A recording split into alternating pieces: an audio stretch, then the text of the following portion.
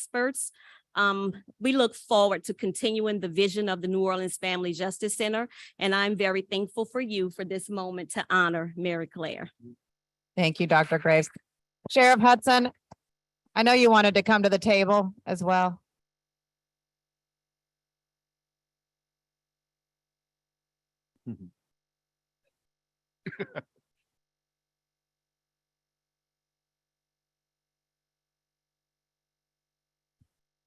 Thank you. Good morning. So much, Councilmember Moreno, Council Vice President, Mr. President, all of City Council. Thank you for honoring this amazing woman. I got to watch as police monitor from your impact on this city and how we deal with survivors of domestic violence and how we deal with the issue at all. I watched as police monitor as the NOPD responded better, investigated better, and took better care of survivors. And that was all your work. And I got to see that. Now as sheriff, I get to work with you.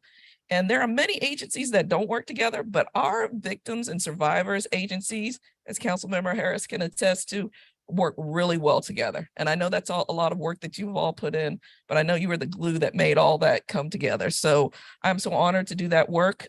Captain Stephanie Mento is here, along with her assistant, Andrea Howard. And I want to say thank you for working with them to take really good care of our survivors. We also do some gritty work, really tough work, which is taking those weapons that the council president talked about from those who are perpetrating these crimes. So we're honored to support you. And I want to thank you for your leadership. And Dr. Graves, I want you to know we're going to be right here. We're not going anywhere. So thank you for stepping up to the plate. Thank you. Thank you, Sheriff. All right, let me read the proclamation. It says, be it proclaimed by the city of New Orleans that the council recognizes Mary Claire Landry on the occasion of her retirement.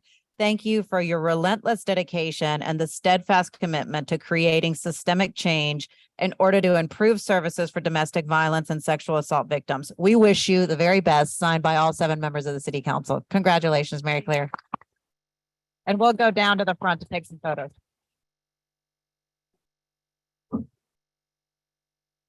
Take your photo.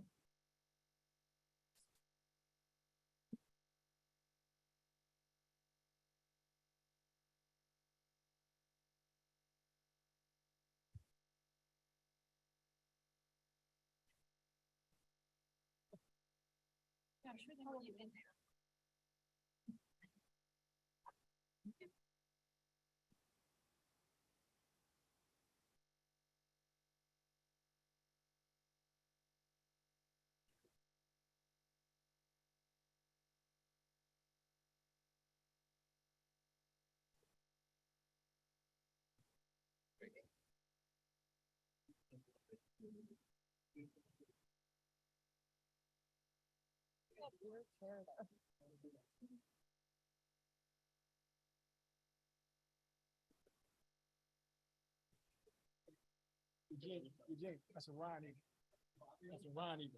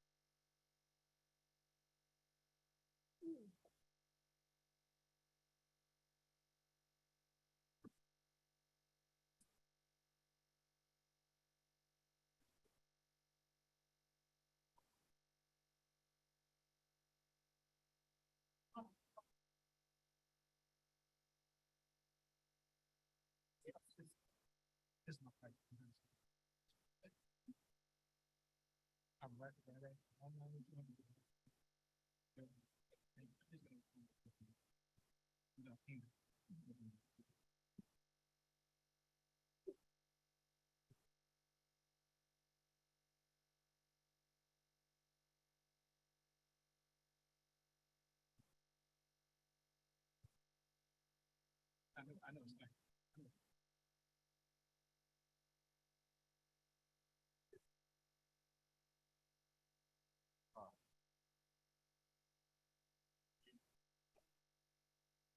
Council members, are we ready to go to the 11 o'clock matter? Believe so. Mr. Green, you ready? Yes, I am. Let me get to the page for a second. We're on page 39 Thank you. at the top. Resolution R 23-142 by council members Green, Thomas, Jeruso, and King by request. requesting the following list of organizations to receive grant funds and the amount awarded to each. The New Orleans African American Museum, $1,500,000. Preservation Hall Foundation, $1,500,000. Feed the Second Line, Get Lit, Stay Lit, $300,000. Nord Foundation, $350,000. University Medical Center, $459,469.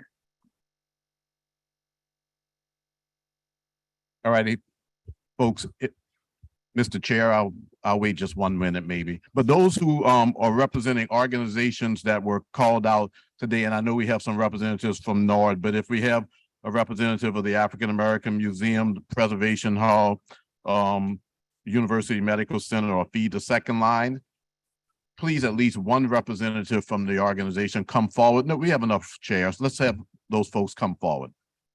Do they want to speak or do they want their money? Yeah, I think there might be a question or two, so. Okay, all right. I think they have to speak. to get their money. That's an old Jim Singleton question. Right. He would say, y'all want to talk or y'all want your money? Right. Well, Honey. just to clarify, you need to speak to get your money, so make sure you got a representative up there to talk. We know it's different, young man. Yeah. Okay. All right.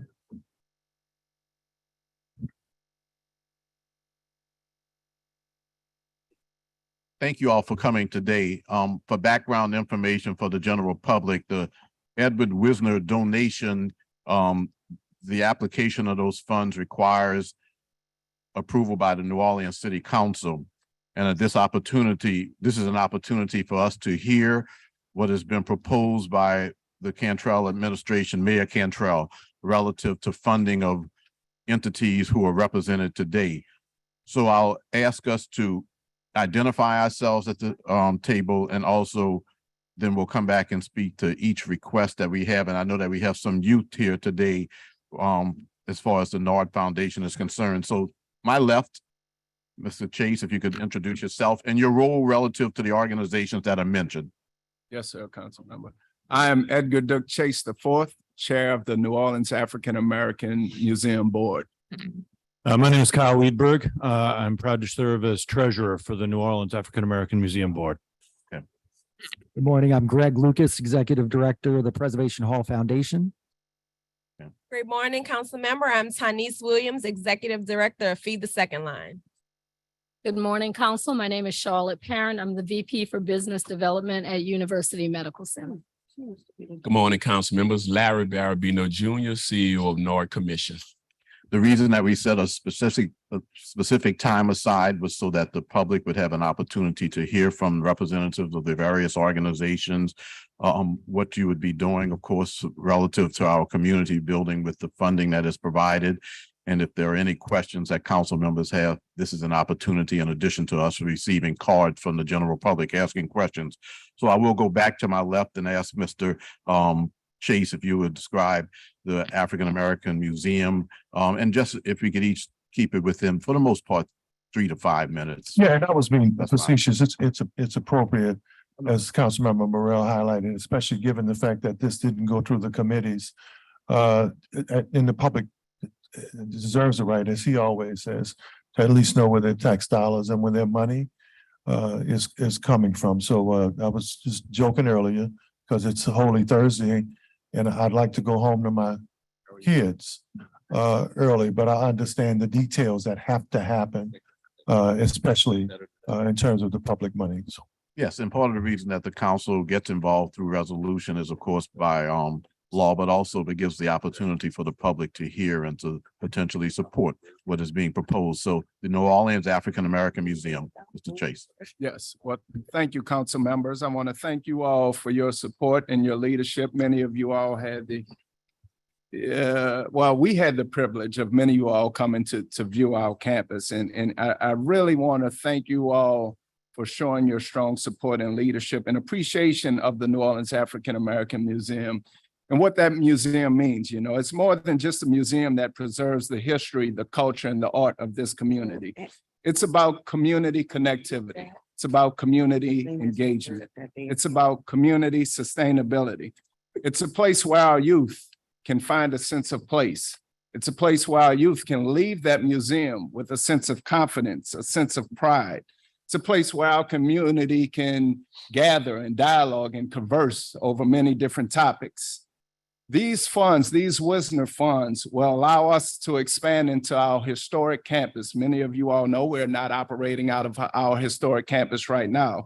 These funds will allow us to develop our shotgun houses where we can offer more programming to our youth, to our community, to our locals, and to our visitors. So again, I want to thank you all for your support. I want to thank you all for your leadership, and I want to thank you all for your investment in us. We understand and appreciate this investment, and we want to continue your leadership and help move this community forward. I do want to leave a little time if Kyle wants to say anything that I missed. Well, Duke did an amazing job. Thanks to each and every one of you and your staffs who have been to the site for your support and championing Place Matters.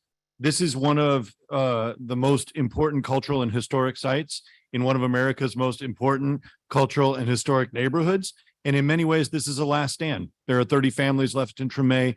This piece of property is an important aspect of telling the story and continuing a history and a legacy of culture in a community that is the birthplace of much of this nation's culture and art. The balance over the past couple of years, I've been treasurer for 3 years. Doug and I have served on this board. Doug, Michael Griffin and Julius Kimball, I'll say their names and appreciation of their leadership, and our incredible executive director, G. Hamilton. The balance has been, if it isn't doing the work of telling the story and being a place of gathering and the work that Doug talked about, then it's just sticks and bricks. So we've been balancing the fiscal health, the coming to balance that with the programming work. And I think we have a solid fiscal footing and a great plan for the future.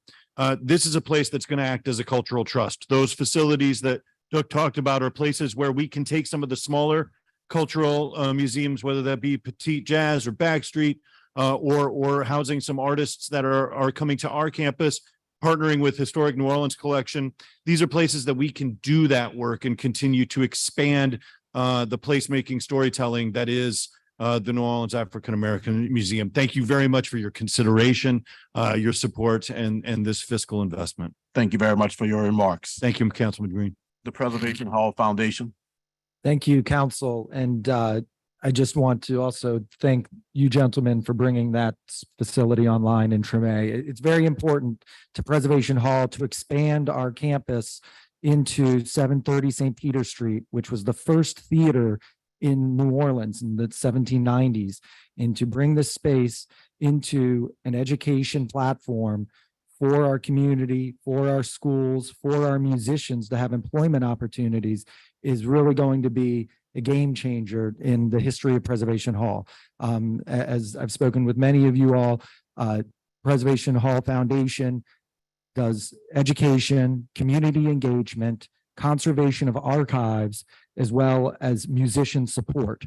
And 730 St. Peter Street will be the hub for musicians to work during the day, into the evening, with students, with special events, and with the community, including our 30 community engagement partners that include an array of nonprofits and culture bearers in the community, to have this space, these classrooms, this exhibit space, these artist and residence quarters to all come together in the quarter and participate in New Orleans traditional music and culture. The Wisner grant obviously is helping us to achieve our $5 million goal. With these funds, we will be at 4.7 million. We're shovel ready. We're looking to start construction this summer, and we would be happy to have you or any of your staff come and do a walkthrough with ourselves and John Williams, and our architect and project manager for the building. Right now? Okay. If you could give some clarification, I know that there is going to be a restaurant on the bottom floor, and if you give some clarification as to how the Wisner funds will be spent in regards to it, just because we've gotten some questions on that. Absolutely, JP. It's totally separate tenant. They're handling all their own renovation for the first floor in the courtyard. None of the Wisner funds will be used. We can clarify that in the cooperative endeavor agreement. And obviously, everything is transparent. We're audited every year, and we'd be happy to walk through exactly how the funds are being spent on the second and third floors where the foundation campus exists. Yeah, thank you. Thank you very much for your presentation. And council members, at any time, if you wish to ask questions, I was going to go through and let the remarks happen, and then we would have questions, but at any time, just certainly let me know. Feed the Second Line, get lit, stay lit. Thank Welcome. you. Feed the Second Line is a nonprofit organization, and we take pride in providing a safety net and job opportunities for the culture bearers of our city. And with our Get Lit is Stay Lit initiative, we can do just that. So Hurricane Ida showed us that there is a need for more work on the ground when we're experiencing these natural disasters. And so we know that residents won't be able to evacuate. And when we think about the restaurants in our community and within our city, once the power goes out, they lose out on food. Employees, employers cannot work. So with our Get Lit, Stay Lit initiative and the help of the Wisner funds, we already have 3 Stay Lits that are currently up and working. And we know hurricane season is approaching. The Wisner funds will allow us to install 5 more microgrids. This space, these restaurants are strategically picked. We want to choose those restaurants that are in the neighborhoods that have the most vulnerability, where we know our residents are not going to evacuate. They're not going to leave. So then this space becomes a place where they can get a meal prepared. They can cool off because we know it's extremely hot in the hurricane season months. They can actually charge their cell phones. And choosing these restaurants within these communities, the restaurants have also already developed a relationship with the residents. So with that being said, if they know Miss Barbara lived 3 blocks down, Miss Barbara's on an oxygen tank and she only has a family member that seldom comes, then they know that we can go check on her. We can get her down. We can help her and be able to be of an aid. And if we need to call the first responders, we can. And then also with this piece, we're partnering with Solar Alternatives and LA Green Force, where we're providing a workforce training pipeline for the culture bearers of our city, and that they're able to get the training that they need, and they're able to actually install those solar panels on those restaurants. So when we think about it, whenever there's an event of a hurricane, there's a lot of outside resources that come in to help pick the pieces up and get our city back running. With our initiative, we're able to keep that within the city and start with the residents of our community and the people who actually put so much dedication in to make our city great. So with these funds, you know, we won't be at our goal of 300, but we're almost there. So we'll have 292 more to go. And we're just thankful for the opportunity and grateful just to be in the position to possibly receive these funds to keep on continuing the work. Thank you so much. Thank you for your presentation. Mr. Larry Barabino. Yeah, good morning again, council members. So first and foremost, I want to thank you all for allowing us to come here and speak on the Wisner Grant. So Mayor Cantrell visited Warren Eastern Charter School after they lost 2 of their students to gun violence, accidental gun shootings. And the school had a gun prevention rally. And the students spoke out on saying, hey, listen, we hear you guys, but we want more. The team said that we want more programming separate. We want things that we want. So she heard them, came back to NOAA, talked to me. I went visit those students, and those students said that, listen, how can we be a part of this summer? How can we bring opportunities for teens, something that we want, right? So they talked about doing entrepreneurship events. They talked about, a lot of them are entrepreneurs. They vend in their own right with their own product, but they also talked about having events that's catered to them, but set up by them. So with saying that, we came back, I talked to the mayor, was excited, say, hey, listen, talking to these teams at Warren Easton, we need to expand what we do with our teams. However, we need to let this be a team-driven initiative. So with saying that, I contacted all of the local high schools, public and private, and reached out to them and asked them to send an ambassador or two of their schools to meet with us on last Saturday. And majority of the schools did. We had representation from across the city, from kids from public and private schools, but also we had the young persons you see here, these teens that represents the Mayor's Youth Advisory Council there. So from that meeting, these teens were excited. And they said, so we want to host our first event coming up in the beginning of the summer, and we want it to be a teen fest, almost on a scale of a jazz fest, but we want to run it. We want to organize it. We want to make sure that we pick the artists. They're coming out. We want to vend. We want to have teens with their own shops selling their own products. So this will be the first ever teen fest that will be hosted, managed, organized by teens, with saying that the Wisner funds will help us to do this. But also with this, these teens also indicated that we want to do more throughout the summer, more events, more activities, but we want to coordinate it. We want to plan it. So the funding that we're asking for will allow these teens to create their own activities, own events, own pathway for opportunities during the summer months. And I have these teens here who are ready to speak on the different things that they chose, that they decided, right? Because it's all driven by them. And I'll have Kelsey Johnson to speak, as well as Malachi Williams, once given an opportunity by you guys to let y'all know what they want to do this summer and what these funds would go to. With the indulgence of the council, if we could give each of the youth 2 minutes each to speak, would that be fine? Since we're at the Nord Foundation presentation, good? Okay, if you could let them use your mic, if you could introduce yourselves, students, and the school that you attend.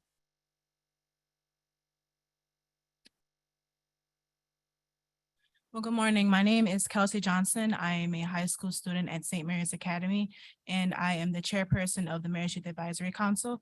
And to start, I would like to thank Mayor Cantrell and you all, the City Council, and the schools of New Orleans for providing this platform for teenagers in the City of New Orleans to create events for teens by teens. I think that's really important because we don't see a lot of representation of us creating these types of events. So it's nice to be involved in the process. I'm going to invite Malachi to come.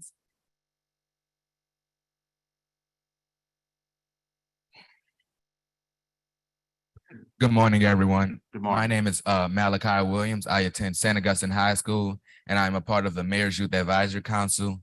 When we got together and, decided that this was something that we're going to give 100% to, we needed to, because we decided that we were left out of the conversation, and then we didn't have enough events that were ran by us or controlled by us. And we didn't feel that our government supported us on that. But when we spoke to Mr. Larry Barabino and Mayor Cantrell, they expressed the need that if this is something we want to do, this is something we can do. So we all got together. We meet regularly Saturday, a 3-hour meeting to basically continue progressing, but also plan these events out. Thank you.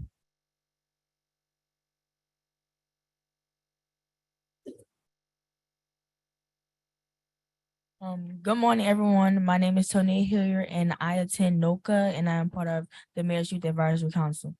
During the meeting, we discussed different types of events that we would like to see that is planned and ran by teens, and we came up with 5 committees that will help us better and get organized with what we would want to plan. And we have entertainment, food vendors, management, marketing, and mental health, and that is things that we would like to see at these events that we will like to have. Thank you.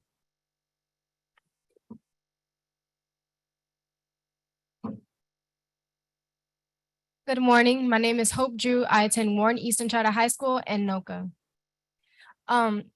The ambassadors will meet weekly on Saturdays and continue to plan this event. And we are looking to create these events beginning early summer and continue throughout the summer. These events will give the youth something to do, and it will help them, it will get them off the streets, and we will be able to include them in this event. Thank you. Thank you very much. Thank you, Larry, for bringing those young people to address us, and hang around. We may have questions for you all afterwards. Yes, and if I can, one thing I want to mention that stood out when these young persons were talking about planning, how the conversation continued to evolve around mental health and how these young persons wanted to talk about mental health, bringing services to the table. But one of the key things that one of the teens said is, well, we want peer-to-peer counseling. We want to do that. We want to talk to those that have lost loved ones, that have lost friends to violence, but we want to talk to each other about it. And that really resonated with me. And I'm really, really excited about going into the different programming and partnering with these school ambassadors, these teen ambassadors this summer on this. Thank you very much, Mr. Barabino. I was pleased to have had an opportunity to attend the Mayor's Youth Advisory Summit. And you all were participants, and I'm so glad that you all are here today and that you participated. And it's great to see you all continue your work in enhancing our community through involving our youth. Thank you very much. United Medical Center. Hi, good afternoon, everyone. Charlotte Parent again for University Medical Center here in New Orleans. And one, thank you for the consideration of the funding for the Violence Interrupter Program. As you all are aware, UMC is the level 1 trauma center for this area and sees the majority of the violence that comes through the city of New Orleans. There have been violence interruption programs at UMC for many years.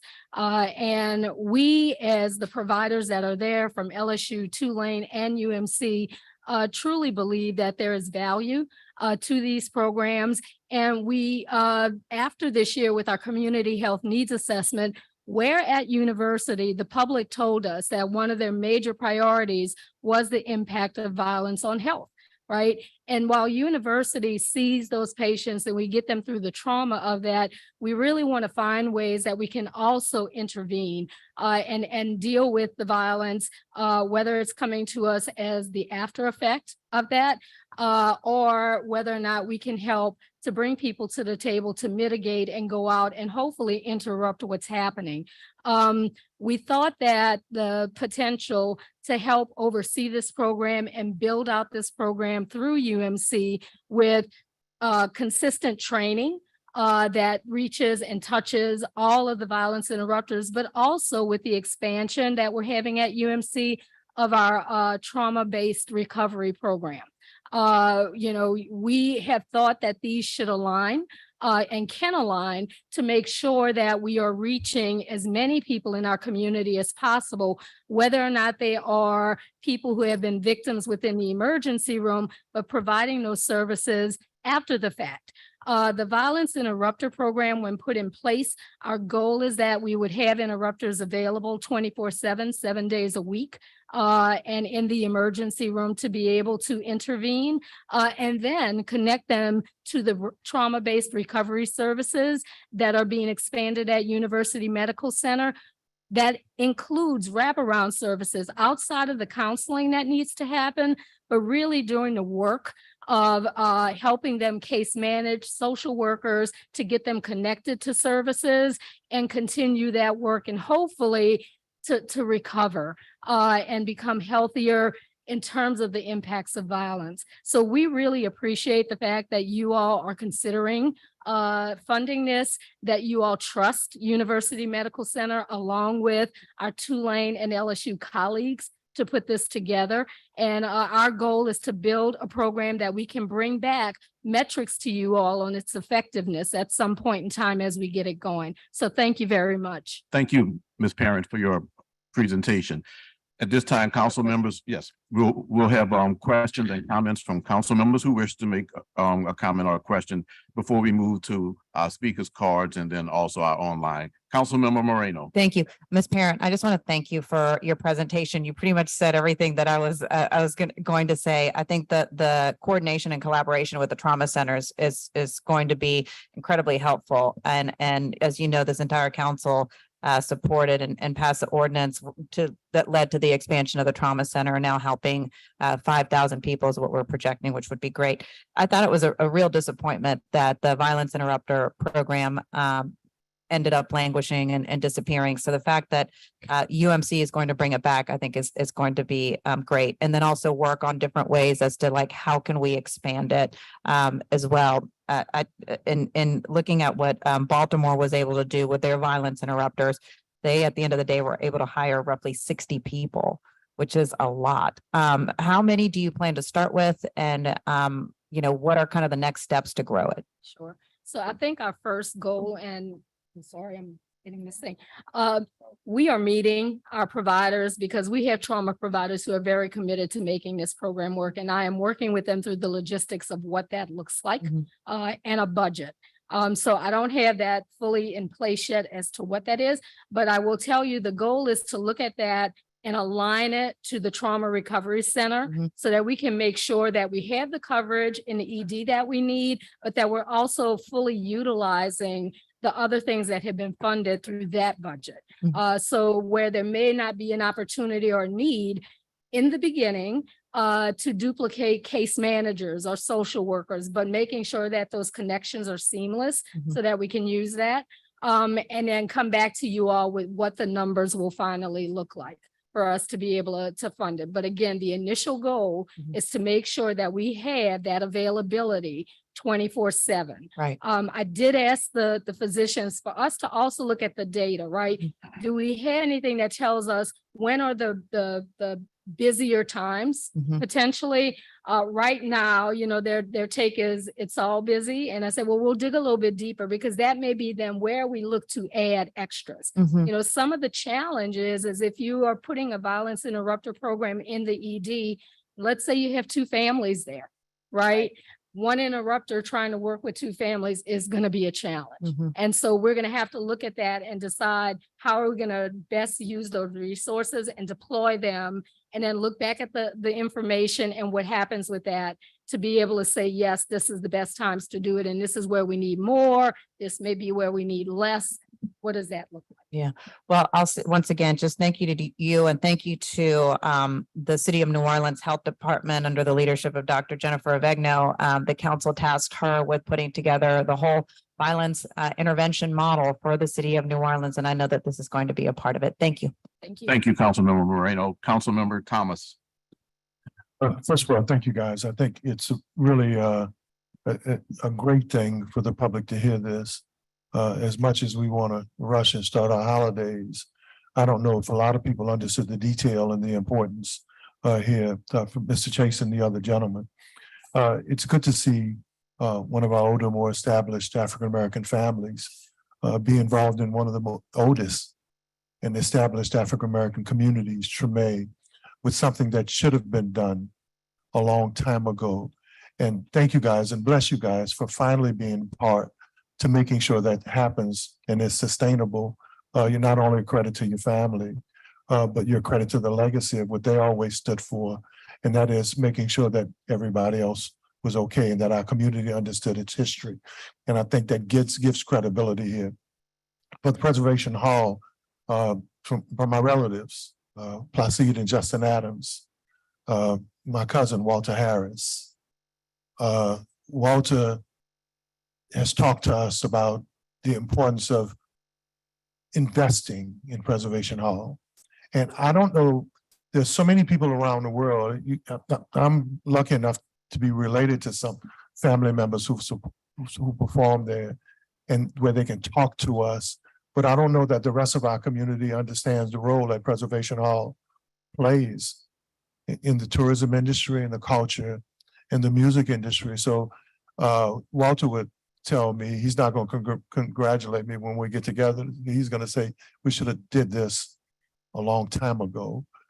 So it's an honor to be able to participate in continuing that legacy. Be the second line, get lit, stay lit.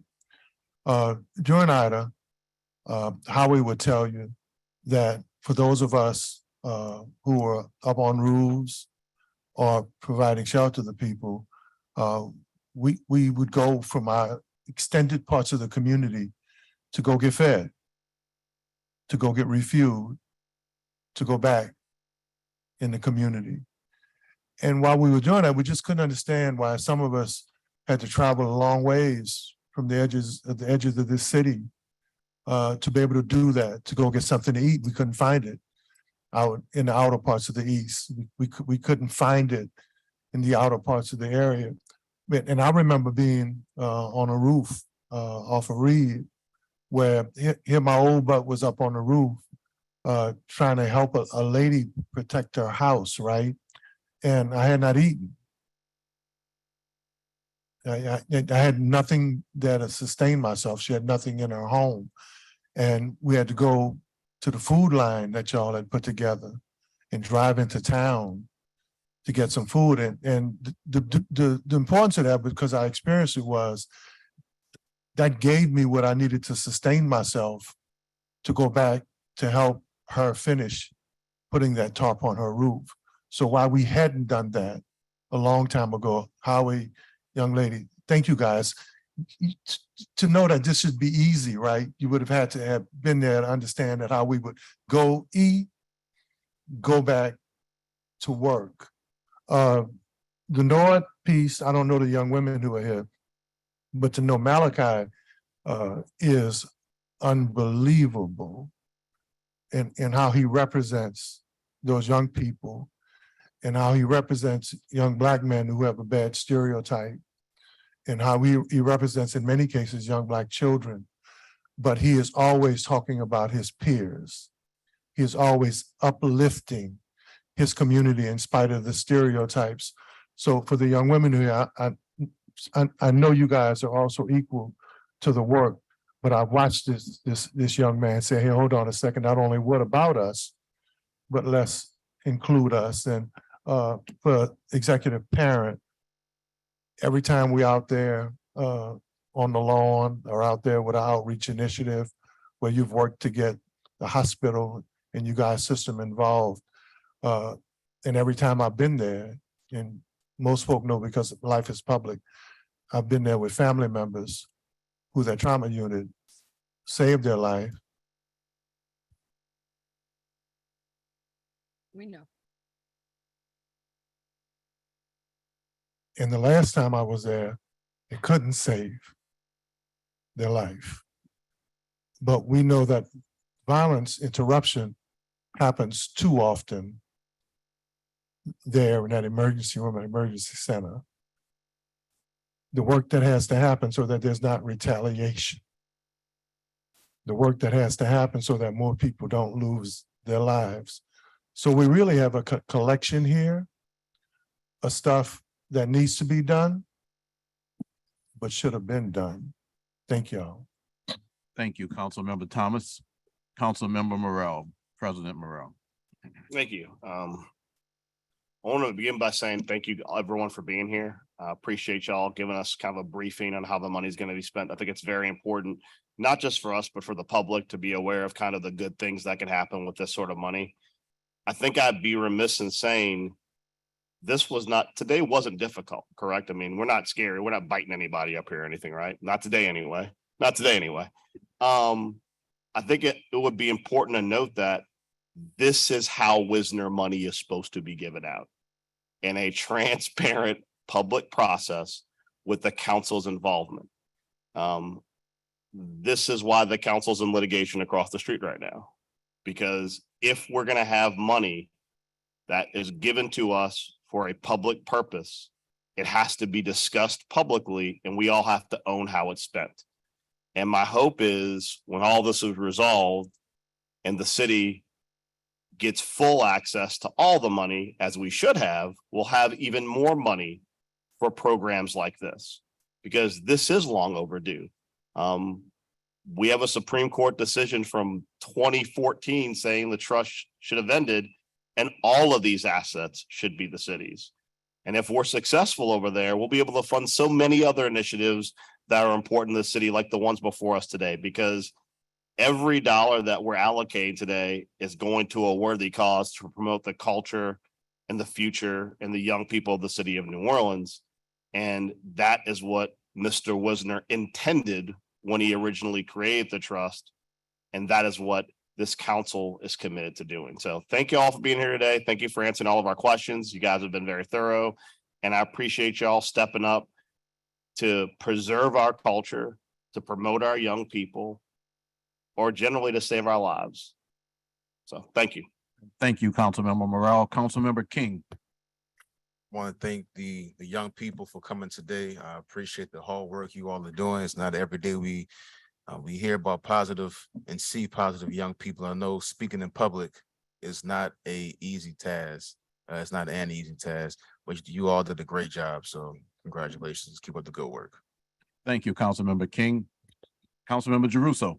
Yeah, I just want to say thank you all for being here today, and to echo what President Morrell said, which is this is a great process to be able to discuss everything. I think there's a difference too between allocating money to faceless things that you know may happen, and you've personalized both with the young people who've been here today and the people who've been at this table as well. And then, you know, the other piece for me too is this is where allocation intersects with need. That's the other part that's so important. We have so many needs in our city, whether it's NORD, whether it's violence interruption, whether it's resiliency and sustainability, whether it's places like Preservation Hall or the African American Museum. We have other places that are very well funded, and they don't need as much attention, and they can rely on their funding to do the things that they're doing. So I think this is something that makes it also exciting for us, is that knowing that these needs exist, and the fact that not only you've answered all these questions, but personalizing these things and emphasizing the importance, I think is important to us as a group. So thank you for all your time, particularly on a holiday. We appreciate it. Thank you, Councilmember Jeruso. We have one speaker's card, Mr. Michael Burnside. Councilmember Harris. Councilmember Harris.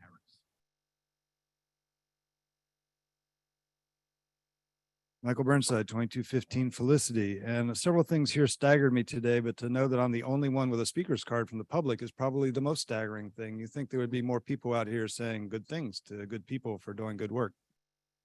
We don't often get to say good things. My mind also shifts to bad things, which is unfortunate because it says something about me that's a little bit scary.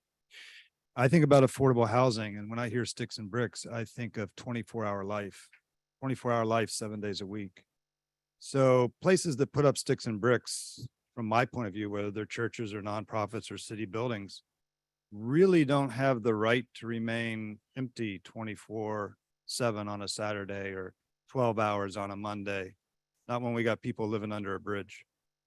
So even if you can only house one guy, and even if he's just your janitor, even if he's not really your security guy, your security is actually really electronic, and you hire a security team to come in a pickup truck and solve your problems, even if it's just your third cousin who needs a place to stay.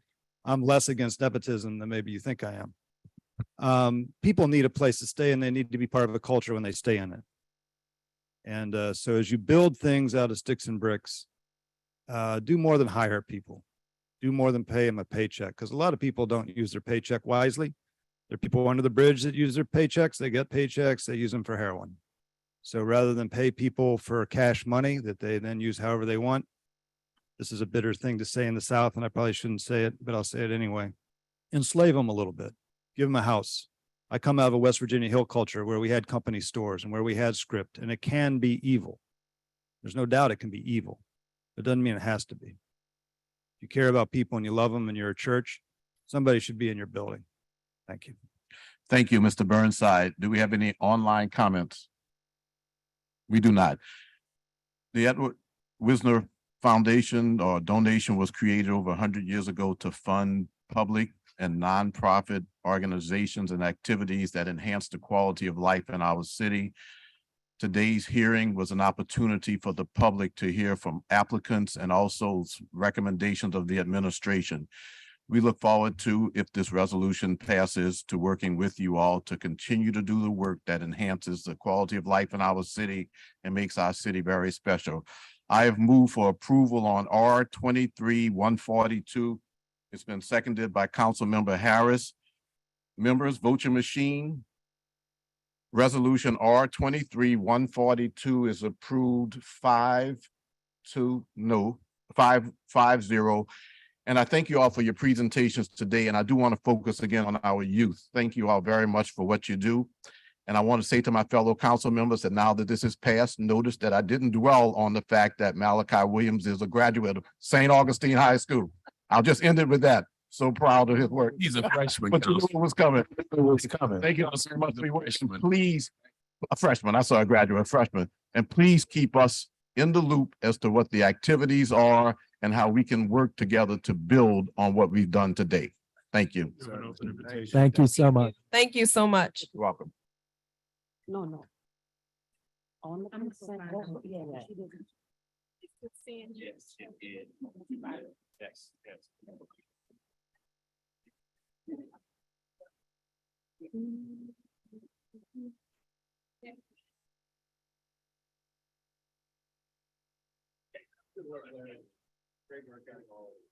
I'll get to you some about like,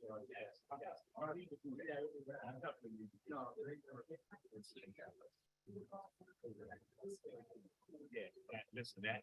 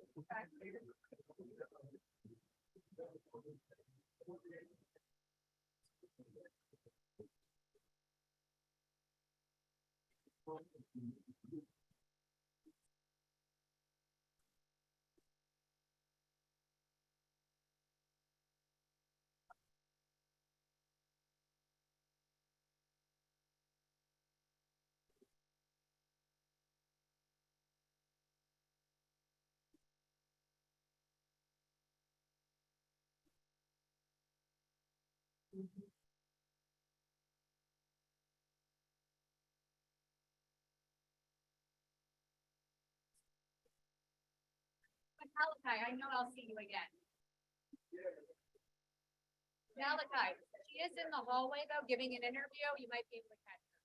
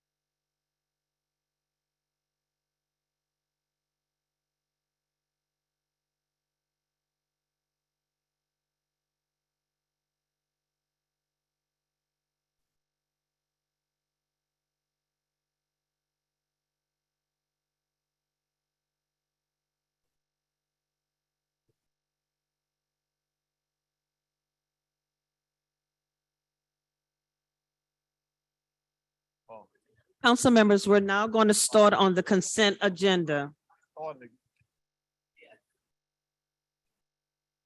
We're on top of page 4. We have a communication from Aaron Spears, Chief of Staff and Council Utilities Regulatory Office. This should be marked received. Page 5, we have a communication from Andrew Shepherd, Manager, Southern Recycling LLC. This should be marked received. Suggested hearing date is May 11th. We have a communication from Zachary Smith, owner, Zach Smith Consulting, 7465, 7467 Pitt Street. This should be marked received. Suggested hearing date, April 20th. We have a communication from Elizabeth Holm, Director of Land Use, Councilmember Leslie Harris, District B.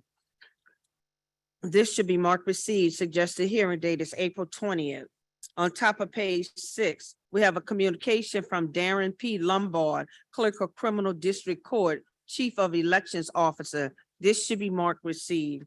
We have a communication from Dr. Jennifer Avegno, Director, Department of Health, City of New Orleans. This should be marked received and referred to the Criminal Justice Committee.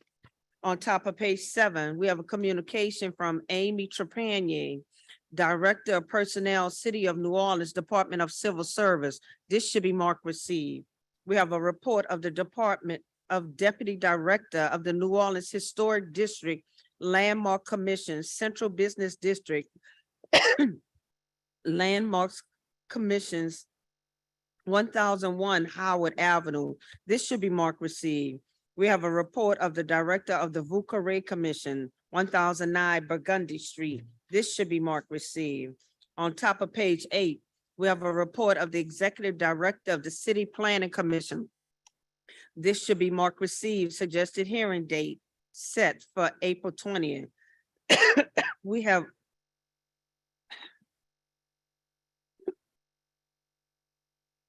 ordinance calendar number 34,089 by Councilmember Harris, 3033 Chapatula Street, zoning docket 623. On top of page 9, we have ordinance calendar number 34,110 by Councilmember Moreno, the Climate Change Sustainability Committee and the Governmental Affairs Committee recommended approval. We have motion M23-127 by Councilmember King. The Joint Governmental Affairs and Budget Committee recommended approval. On top of page 10, we have motion M23-128 by Councilmember King by request. The Joint Governmental Affairs and Budget Committee recommended approval. We have motion M23-129 by Councilmember Thomas by request. The Joint Governmental Affairs and Budget Committee recommended approval. We have resolution R23-130 by Councilmember Moreno. The Climate Change Sustainability Committee and the Governmental Affairs Committee recommended approval. We have on page 11, motion M23-132 is being removed from the consent agenda and deferred to April 20th. Motion M23-133 is being removed from the consent agenda and deferred to April 20th. On top of page 12, we have motion M23-134 by Councilmember King by request. The questionnaire was received. Governmental Affairs Committee recommended approval. We have motion M23-135 by Councilmember King by request. The questionnaire was received. Governmental Affairs Committee recommended approval. On top of page 13, we have motion M23-136 by Councilmember King by request. The questionnaire was received. Governmental Affairs Committee recommended approval. We have motion M23-137 by Councilmember King by request. The questionnaire was received. Governmental Affairs Committee recommended approval. Consent agenda, just. Thank you, Madam Clerk. Michael Burnside, come on up. You'll be commenting on, looks like items 4, 1, 7, and 8. Councilmember, before you allow Mr. Burnside to speak, at the moment, Councilmember Morel is away from his spot, so I would need to add you to his matter on the consent agenda. Sure. All right, Mr. Burnside, whenever you're ready. Well, you know, things I don't, because I thought I was only referring or going to speak on two items on the consent agenda, number 1 and number 8. So perhaps I'm wrong. I'm sorry, Mr. Burnside. One more time. You listed 4 items that I'm speaking Yeah, on, but I only have 2 in my brain. So Oh, my You brain know what? says, My bad. You know what I was doing? I was listing the page numbers. So yeah, it's item number 1 and item number 8. yes, thank you. Yep. I don't want to speak on things that I don't know that I'm going to speak on. So it makes things helpful to me to have things line up a little bit. My name is Michael Eric Burnside. I live at 2215 Felicity. I'm here to speak on items number 1 and number 8. Item number 1, of course, is the infinite series of paperwork that comes from Curo, full of all kinds of good white collar information. And I'm again advocating for a blue collar code enforcement style division, if you will, inside of Curo, which would encourage the hiring of like 12 people and cost sheer ass guess on my part, $1 million a year, which of course doesn't make things easy to do. And we may need to have smarter people than me work on that. As far as the other one, we're talking about the Plaza Tower. I'm actually a person who likes Nathan Lott, but I don't agree with him on this issue. I really think the thing should be demoed. We have a lot of empty space in the CBD to the point where the newspaper had an article a month or 2 ago boasting about a lease agreement that had been signed by a law firm for the top part of that other tall building, Place St. Charles or whatever it is, 5 floors. First page first page article boasting about a law firm deciding to stay in a building. That says a lot right there. 1010 Commons completely empty. The guy who was building the Hard Rock Hotel is the guy who's emptied that out. There was again a newspaper article about the law firm in that building being the last tenant.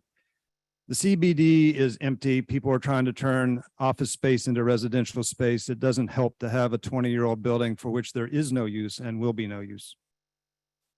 Thank you, Mr. Burnside, for your comments. Any online comment? No? Okay, thanks, Anita. All right, so with that, I'll entertain a motion to adopt the consent agenda. It's been moved by Councilmember Harris, seconded by Councilmember Green.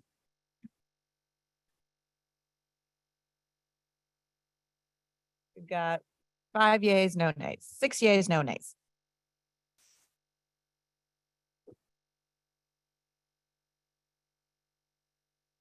Councilmember, are we ready to go to our noon matter or? Okay, Yes, ma'am.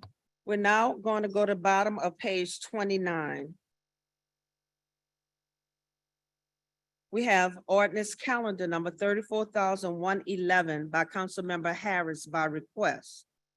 An ordinance authorizing the mayor of the city of New Orleans to enter into a cooperative endeavor agreement between the city of New Orleans and the state of Louisiana Department of Public Safety and Corrections, Public Safety Services, Office of State Police, Crime Lab Laboratory, represented by Colonel Lamar A. Davis, Superintendent, for a term greater than 1 year for the public purpose of establishing a forensic science partnership by providing funding for the outsourcing of DNA cases submitted by the New Orleans Police Department to the LSCPL for the purpose of analyzing DNA evidence from crimes that occur in the city of New Orleans as more fully detailed in the CEA form attached hereto as Exhibit A and otherwise to provide with respect thereto.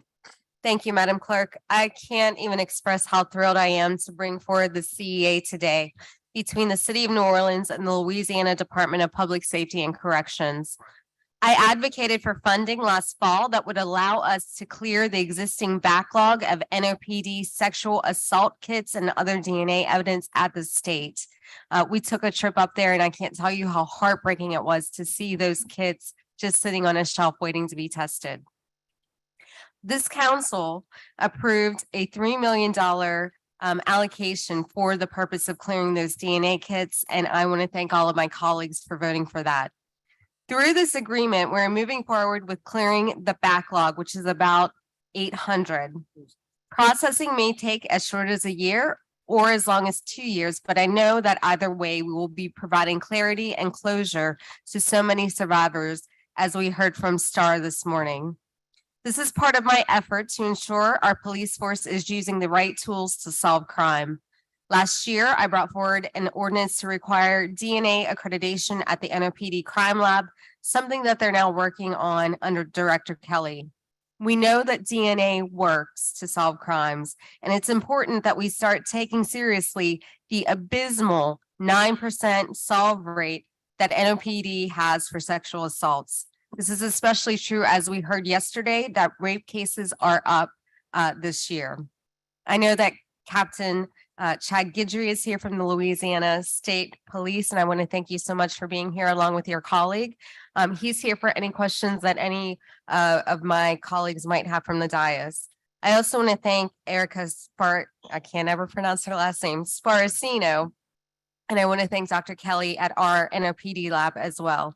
I also want to thank the CAO's office for working with us in partnership to move this such important process forward.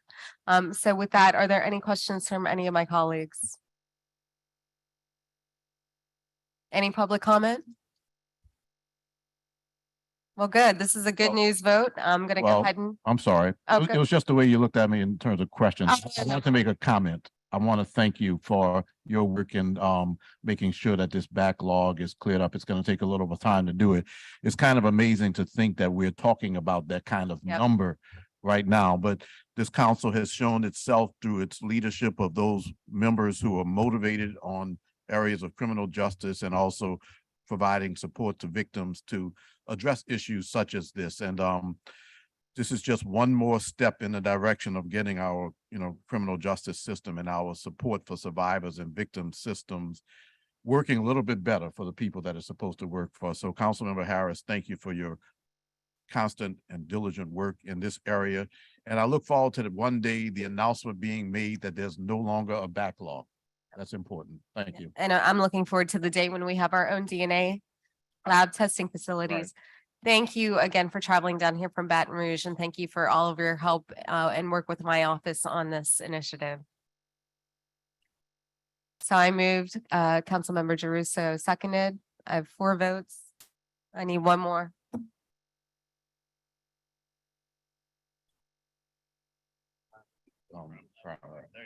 I got 6 votes. All right. Thank you so much.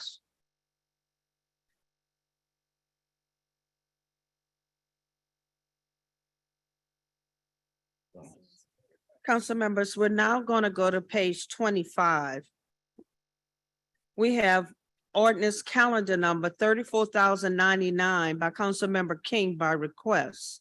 An ordinance to authorize the mayor of the city of New Orleans to enter into a cooperative endeavor agreement between the city of New Orleans, the Regional Transit Authority, and the Alderman Commission to allow and facilitate the maintenance of various improvements made at and in the vicinity of the Canal Street Ferry Terminal as more fully set forth in the cooperative endeavor agreement form attached hereto as Exhibit A and made a part hereof and otherwise to provide with respect thereto.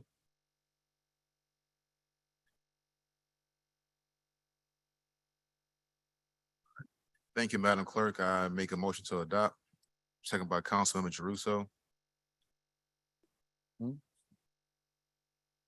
We have 5 yeas and no nays. The motion is properly adopted. And now we'll go to the top of page 35.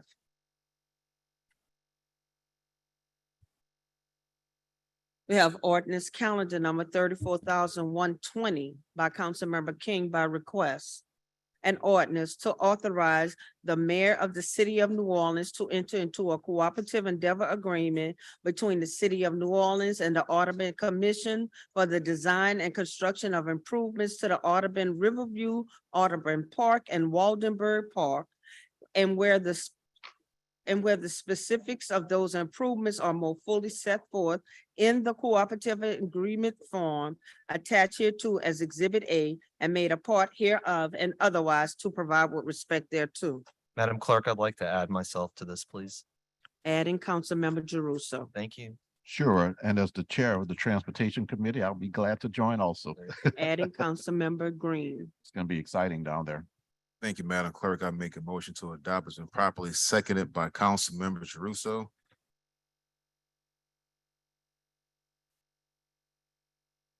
And we have 5 yeas, no nays. The motion is adopted. At the bottom of the page, ordinance calendar number 34,120 has been deferred to April 20th and referred to the Budget Committee. 121, I'm sorry, 34,121 has been deferred to April 20th and referred to the Budget Committee. We're now going to go back to the regular order of the agenda, which is on page 14.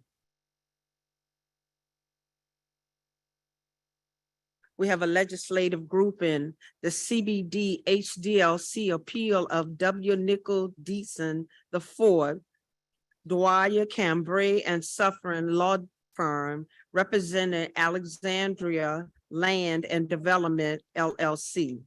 Requested to appeal the Central Business District Historic District Landmarks Commission's decision of the nomination for the study as a local historic landmark and its failure to consider a staff recommended 6-month deferral of the nomination for property located at 1001 Howard Avenue.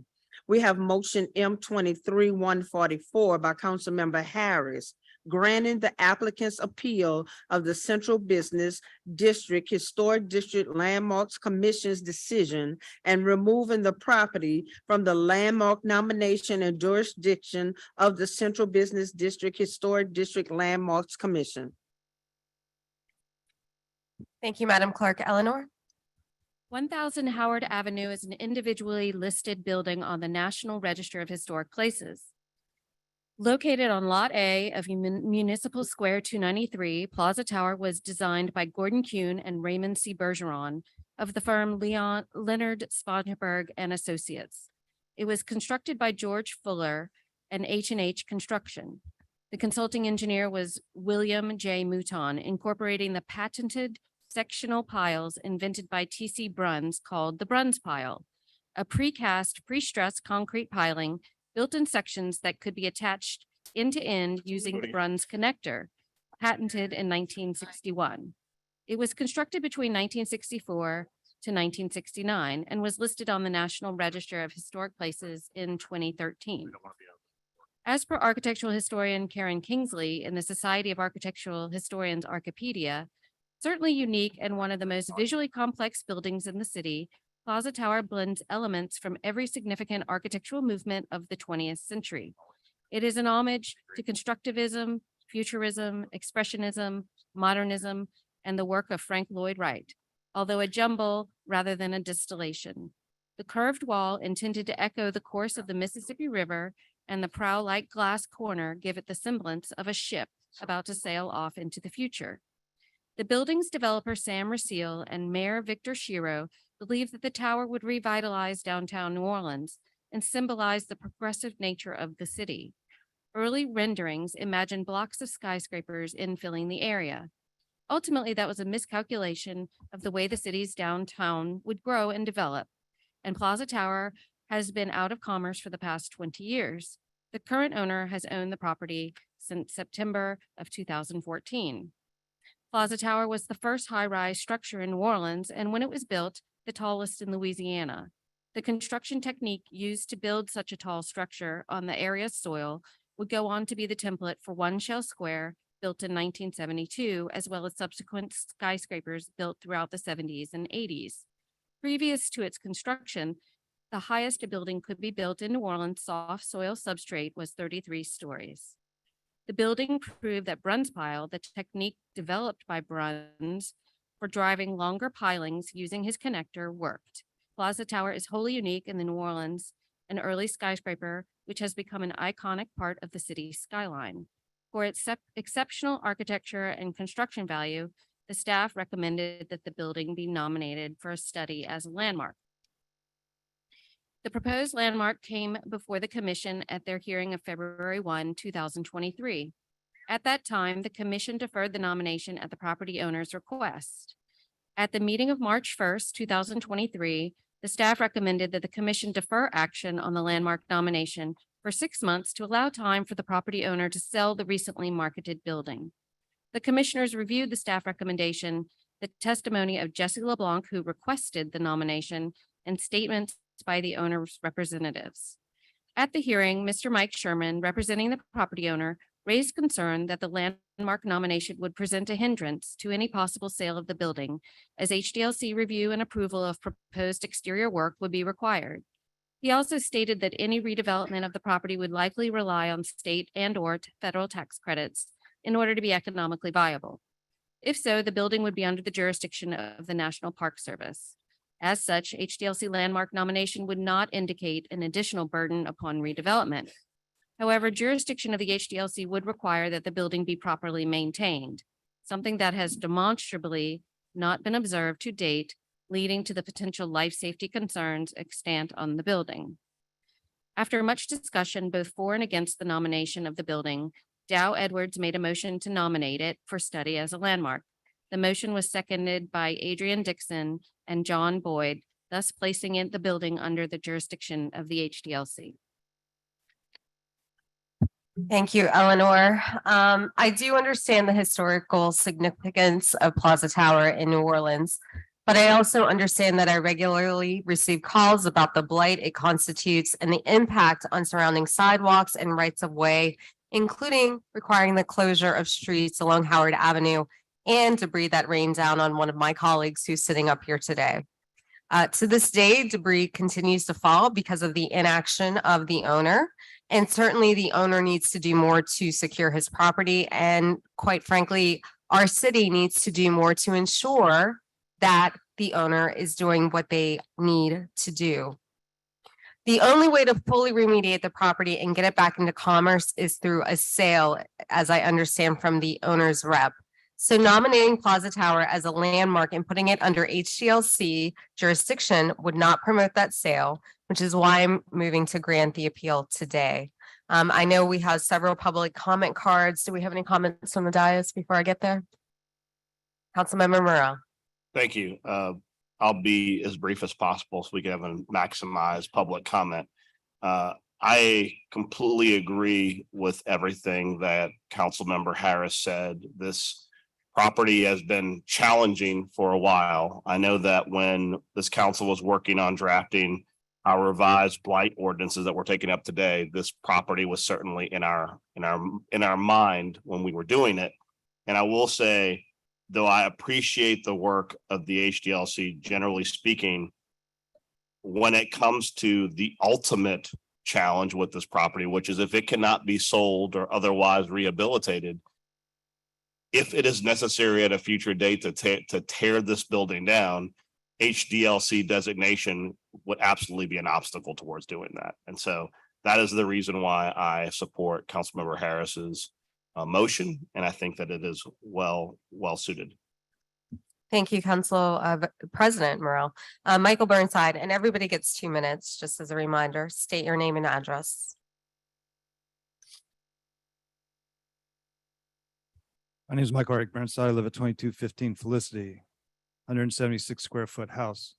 If you're going to turn the Plaza Tower into a bunch of affordable units for a bunch of hospitality workers in the CBD, I might be up here saying something different. But the truth of the matter is, the last time it sold, it went for $500,000. It's got $35 million in tax breaks on it. And it sat there and rotted for 20 years because it has asbestos. It's rumored to have black mold, and it's rumored to have too small of a footprint for your average large Class A business to want to move in there anyway. So it's going to be turned into a bunch of penthouses for rich people, which would be fine if a bunch of rich people showed up with money and wanted penthouses. But it's been 20 years. They haven't done a damn thing with it. Are we going to let it sit there for another 20 years? Becomes a legitimate question at some point. The thing ought to be demoed and taken down. The CBD is hollowed out. There are empty buildings, complete buildings, not talking floors inside of buildings. It's becoming ridiculous. If we're not going to treat the rich the way we treat the poor, why should the poor tolerate it? If you're coming after me because of my shotgun, I'm wondering what the hell are you going to do with that tower? Thank you, Michael Burnside. Nick Dietzen. Hello, Council. Thanks for the opportunity to appear. My name is Nick Dietzen, 1214 Arabella Street. I'm here on behalf of the owner of Plaza Tower, Alexandra Land and Development LLC. And thank you, Councilman Harris, for offering this motion, because when Plaza Tower is removed from the landmark nomination, what that's going to do is what everyone in this room wants. And that is that this building be sold, put into the hands of a developer that will in fact develop it and put it back into commerce. I'll certainly defer to you today, but to the extent that the council has any questions for myself on behalf of the owner, or Missy Quigley is here as well. And then finally, we have actually the actual real estate broker who will be selling this property, Len Wormser, and who is actually bringing some individuals on a tour this afternoon. So this property will sell. And so we appreciate your motion. No, I appreciate you being here. And I appreciate Mr. Wormser touring people around it. Hopefully we can get it sold soon. What are you doing what is the owner doing to secure the property? I mean, I see it every day. The fences are broken into. There have been fires. Again, there's marble fall or whatever, rock falling off of the tower. I know it has the hairnet, but it's certainly not a secured property. Look, as Councilmember Morrell said, it's a challenging building. The owner has put in hundreds of thousands of dollars to try to get this building mothballed. That's the term we're using, basically getting it secure, get people out, keep people out, and, make sure that there's no debris that can fall off it. And that's what what we're calling the hairnet is there for. So we recently went under contract with a group that will be performing monthly maintenance checks to make sure that, this building is properly mothballed until it can be turned over to the next developer. Any other questions? All right, thank you. Mr. Wormser.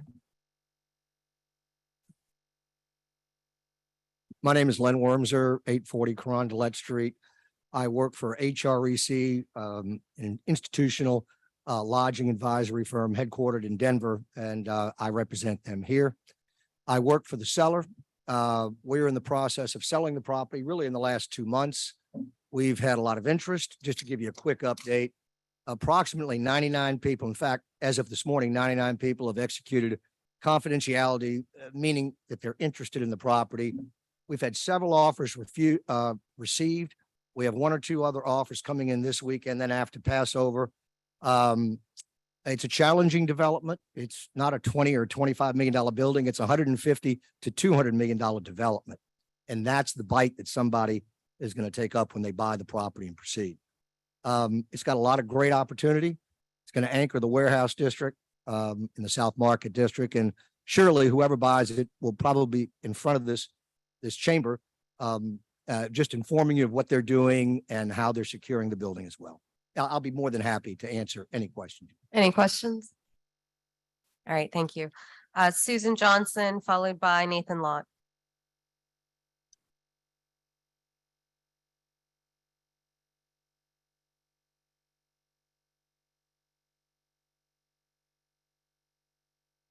Susan Johnson, 2822 LePage Street, Historic New Orleans Neighborhoods LLC. I'm not paid to be here. I listened to the hearing on March 1. And I studied it, and somebody said something in that hearing that I want to repeat today. I agree with everything everyone has said, and I do. I agree with Mr. Burnside, absolutely. And I'm really heartened, Mr. Dietzen and Mr. Wormser, to hear about these plans to sell the building to a capable developer, because I tell you, I grew up in the 60s, and this picture of the little boys playing in the landscape, those are my brothers playing there. I mean, it could be. I'm sorry, everybody grew up. At that point, we all thought we were going to be astronauts. This was a space building. We loved it. That's the way it is. We believe in this building. And I know that's a celestial type of counterpoint to what good Mr. Burnside said, but there you have it. Anything I can do to help in the effort. Thank you. Thank you, Nathan Lott.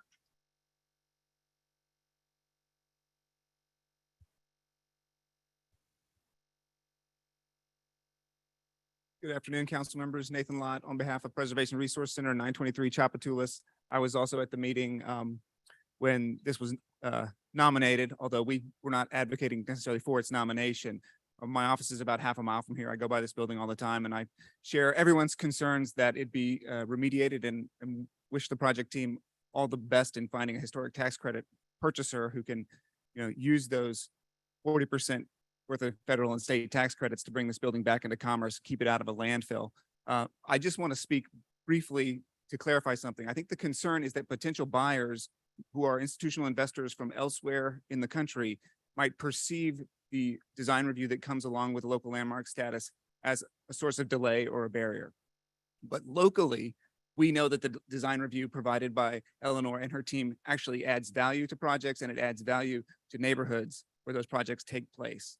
So we could walk out of this building right now to the Civic Theater, to the former Maley's restaurant that's now Copper Vine, to the Drury Inn, which used to be the Cumberland Telephone Telegraph Company on Poydras. All of those were local landmarks before they were successfully rehabilitated, and now they're all very profitable developments. So I don't think landmarking status in itself is a barrier to redevelopment in any way. The concern here is that it might be misperceived by someone likely who is an institutional investor, not from New Orleans. So I just wanted to make that point very clear. Thanks. Thanks, Nathan. I'm glad again that the owner's reps are here. We look forward to redevelopment and sale of the building. Certainly, it is as Ms. Johnson called it, a space building. But hopefully the space can be renovated and put back into commerce because currently it's just sitting there. So I moved, Council Vice President Moreno seconded. 7 yeas. Thank you. We're now on top of page 15, the legislative grouping, 6301 Annunciation Street and motion M23-137. Each one of them has been withdrawn at the applicant's request. We received a letter. So ordered. Zoning docket 8722 is dead. It's past the deadline. On top of page 16, we have a legislative grouping, zoning docket 122, city council motion M22-449, requesting an amendment to the text of the comprehensive zoning ordinance to amend Article 19 to reestablish the University Area Off-Street Parking Interim Zoning District, the intent of which is to require off-street vehicular parking for any increase in the number of existing bedrooms. The proposed text changes would affect properties located in the area generally bounded by Cecil Street, a straight line connecting Cecil Street to Monticello Avenue to Leak Avenue to River Drive, to Riverview Drive, to East Drive, to Chapatula Street, turning north on Jefferson Avenue, turning east on South Claiborne Avenue, turning north on Taladana Street, connecting to Washington Avenue, turning east on Earhart Boulevard, turning north on South Carrollton Avenue, turning east on Tulane Avenue, Airline Highway, connecting to Palmetto Street, to Northline Street, to Monticello Avenue, to Cecil Street. The municipal addresses are multiple. The recommendation of the City Planning Commission for modified approval. We have motion M23-143 has been withdrawn. So ordered. We have substitute motion M23-143 by council members Jeruso and Harris, approving the text amendment request on zoning number 122, subject to the modifications to proposed text additions found on pages 5 through 7 of the City Planning Commission's executive summary final staff report. Council members, we need to suspend the rules to receive this substitute motion.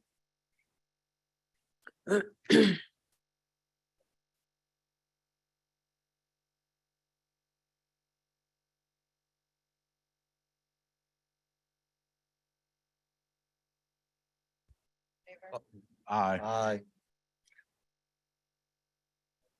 It's come up.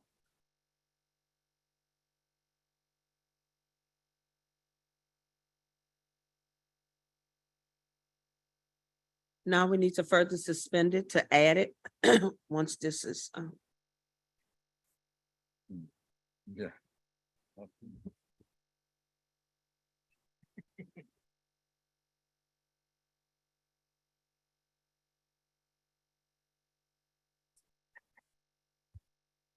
Now, council members, y'all can do. Thank you. CPC? Thank you. This considers the reestablishment of the University Area Off-Street Parking Interim Zoning District in the area previously covered by the University Area Off-Street Parking Overlay, but with the addition of several neighborhoods, including Fontainebleau and Broadmoor. The expanded area would affect a total of over 5.5 square miles of New Orleans. The IZD would require one off-street parking space for an increase in the number of existing bedrooms, which applies to new construction or substantial renovation when additional bedrooms are proposed. Under the proposed IZD, all parcels within the affected area are included, regardless of zoning district designation. No exceptions are made for commercial or mixed-use zoning districts. Accordingly, any proposed new residential construction or substantial renovation will be subject to the restrictions of the IZD. The City Planning Commission recommended modified approval, removing the Holly Grove and Leonidas neighborhoods from the proposed boundaries. The commission felt the potential impact of this policy could impose an undue hardship on the creation of affordable housing development and housing development in general within these neighborhoods. The City Planning Commission and Planning Commission staff look forward to working with the council for the future implementation of permanent regulations. Thank you. All right, I'm going to make a motion to approve. And I know we have some comments both in person and online. Let's please keep the clock at 20 minutes for this matter. And in order, Pierre Walker, Romy LaCour, Maxwell Shierdolo, and Susan Johnson. And each speaker will have 2 minutes. Good afternoon, council members. I'm Pierre G. Walker, 801 Lower Line. I represent Maple Area Residents Incorporated, a neighborhood association incorporating approximately 1 square mile of the 5.1 miles within the IZD. I'm here to speak on behalf of over 500 property owners, 50 business owners, and everyone within the University East Carrollton District within my association. We ask that you support and vote for this motion. This is a temporary matter seeking to stop effective profit-driven doubles to dorm developers. This does not impact affordable housing in its true sense. In fact, if I understand the modified IZD, it specifically excludes true affordable housing. The D2D developers are taking historic homes and empty lots and building effective boarding houses, renting it at $1,400 to $1,100 per bedroom. They are not affordable. They are creating overly dense, dangerous, hastily built housing. We're asking that you allow us the opportunity to create, in tandem with council and law and everyone else, a good law that's going to allow for good development and good renovations, but that won't harm our neighborhoods. And I'm here to answer any questions you might have.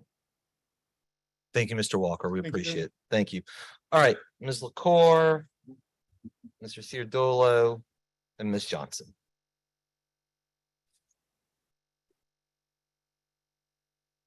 Hello, Romy LaCour for Housing NOLA, 4640 South Carrollton Avenue.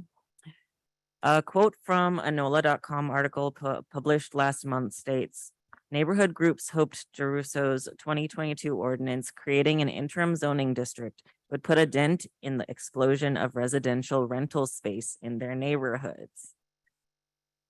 Residential rental space in general.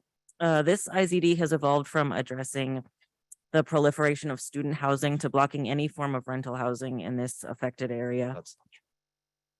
Or perhaps that was the intent all along, as the plan now is to expand off-street parking requirements in neighborhoods that have yet to experience an influx of student housing development. Even the recent amendments intended to exclude affordable housing development from these parking requirements serve as de facto exclusionary zoning. Considering land costs and skyrocketing insurance, building a financially sustainable project would be unfeasible under the proposed affordability requirements, and land costs alone will render it impossible. Two things can be true at once. Doubles to dorms conversions are a problem, but that problem is not being solved through Councilmember Jerusso's interim zoning districts, no matter how many loopholes he attempts to close.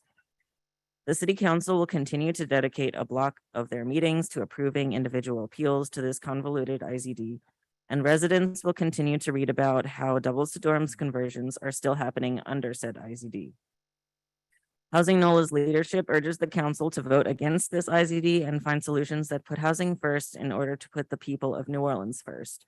Vote no on zoning district 100/22. Thank you. Maxwell?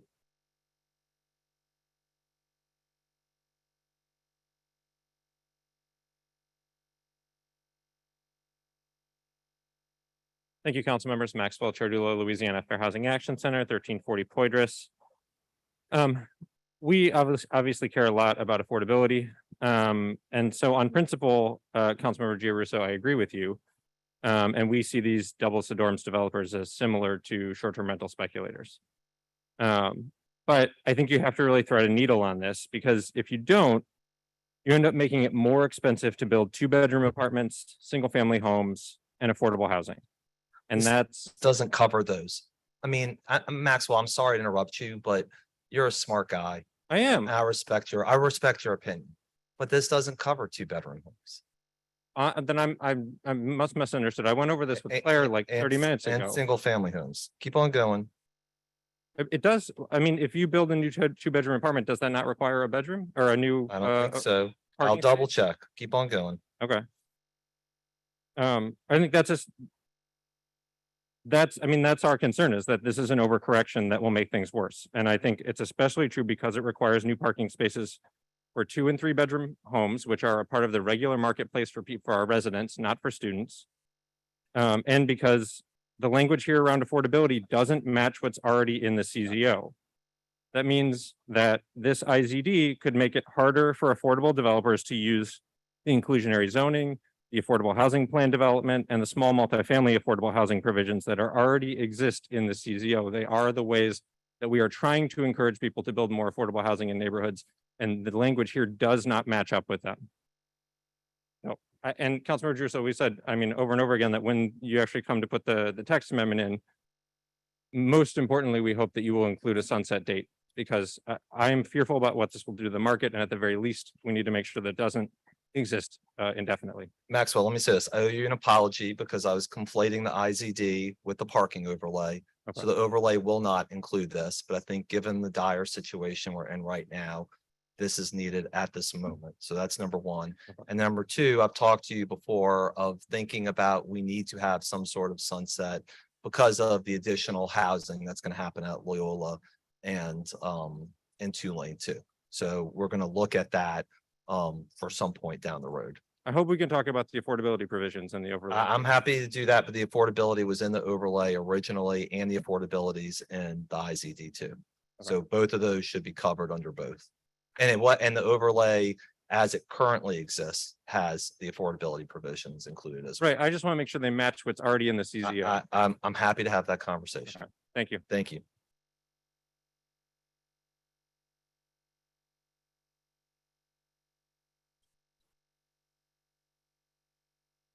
Susan Johnson, 2822 LePage Street. I am not paid to be here. I have a question, please. Did you all in the CPC say that Holly Grove Leonidas has been excluded? What they said, Susan, was that the staff had issued a report and then the commission voted to exclude Holly Grove and Leonidas.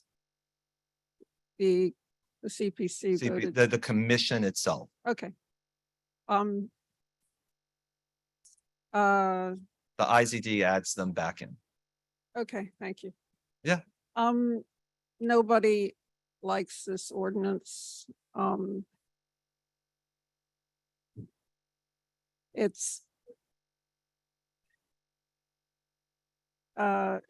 leads to paving over yards.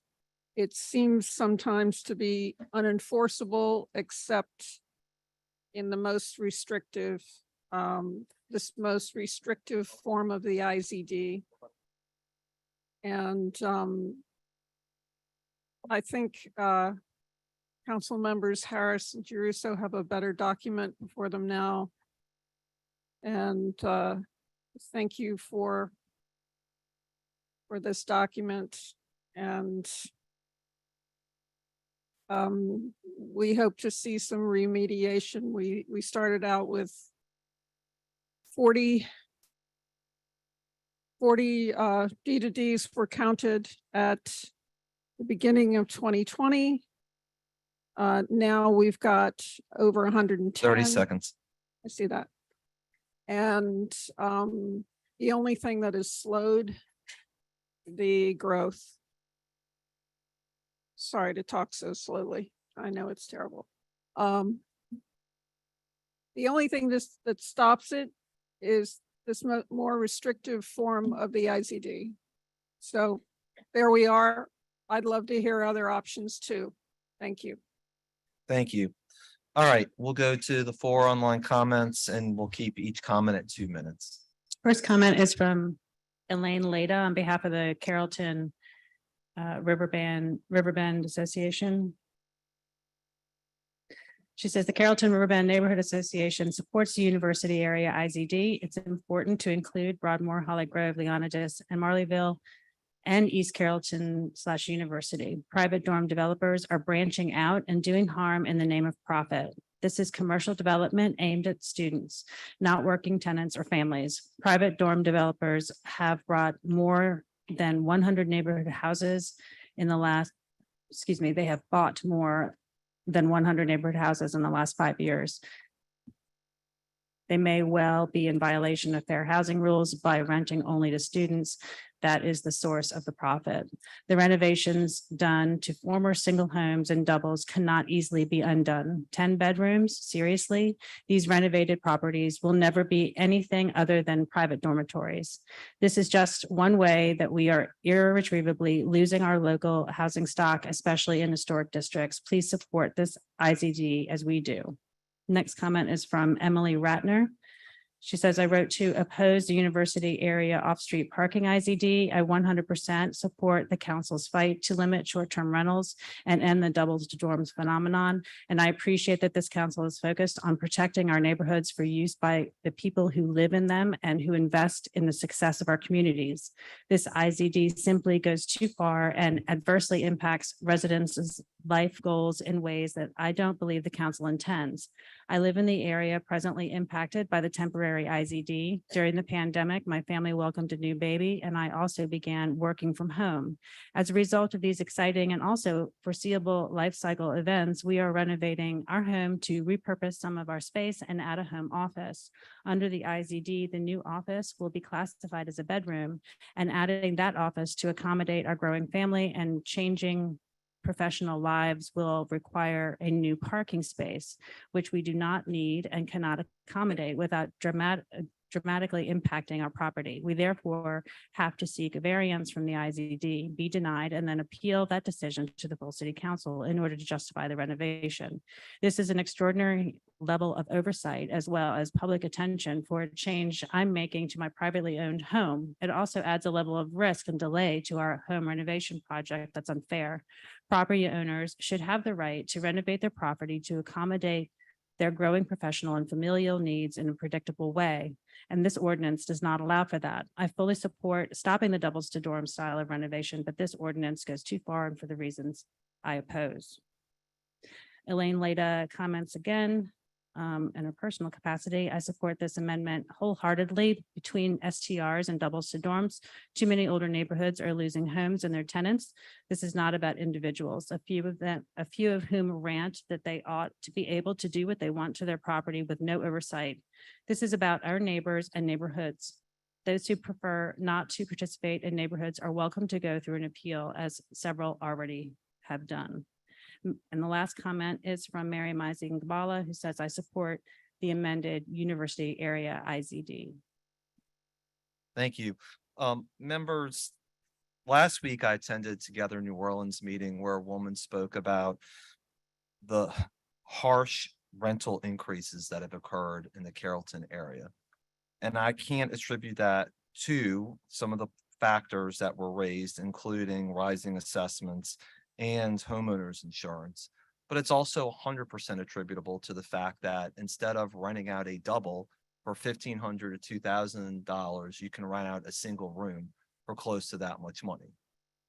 we have created an incentive and a cottage industry for people to destroy housing intended for renters and owners to advantage college students instead of residents of the city. I also want to emphasize that the following neighborhoods are impacted by this: Hollygrove, Leonidas, Carrollton, Maple, Black Pearl, Uptown, Marleyville, Fontainebleau, and Broadmoor. Perhaps people who are interested in housing issues ought to work with them on solving the problems and the scourge they're facing instead of telling them they're wrong about what's happening in their own backyard. Councilmember Harris, do you have any other comments that you would like to make? No, I want to thank you for advancing this IZD. I think it's a good step in the right direction. I think it preserves affordable housing. Maxwell, we will continue to work towards maximizing our space, our empty lots, tiny homes, all the things. But I do think that prioritizing students in single bedrooms is not the way to go. And I would just note to Councilmember Harris's point that in the revised motion, affordable housing is under 4G as in George. So the provision is intact in here. All right, so with that, move for a vote, seconded by Councilmember Harris. My machine's not working on that, yes. Councilmember Morales' machine isn't working, 7 yeas, no nays. Thank you. We're now on top of page 17, all matters, the legislative grouping, zoning docket 323 and motion M 137 have been deferred to April 20th. On top of page 18, zoning docket 523 is deferred to 420, I'm sorry. 420 on the legislative grouping on page 17 and 420 for zoning docket 523. We're now on top of page 19, a legislative grouping, zoning docket 923, N&B Investment Group LLC, requesting an amendment to the ordinance to number 23,346 MCS, zoning docket 6908, which granted a conditional use to permit a large child care center to now authorize the use of the property as a community center in an HURD2 historic urban two-family residential district on square 844 lots 21A and 22A in the third municipal district bounded by Lazardi Street, Forstall Street, North Prior Street, and North Roman Street. Municipal address 1804 Lazardi Street. The recommendation of the City Planning Commission being for approval, subject to 3 provisos. We have motion M 141 by Councilmember Thomas, approving the applicant's conditional use request on zoning docket number 923, subject to 3 provisos as stated in the City Planning Commission's report. City Planning. Thank you, council member. This is an application to repurpose an existing non-residential building on Lazardi in the lower 9th ward. It was built around 2008 to function as a daycare center, has been vacant for an extended period of time now. You have a new entity which seeks to repurpose it as a community facility. So it not only eliminates the vacancy that exists today, it repurposes it in a way that is to the benefit of the broader residential community. Planning Commission supports that and recommends approval with 3 provisos. And not only repurposes, but follows the work and the planning of the neighborhood group to get it back into commerce. With that, I move adoption. Seconded by Councilmember Marino. All in favor, vote your machines. 6 yeas, no nays. It is adopted. Thank you.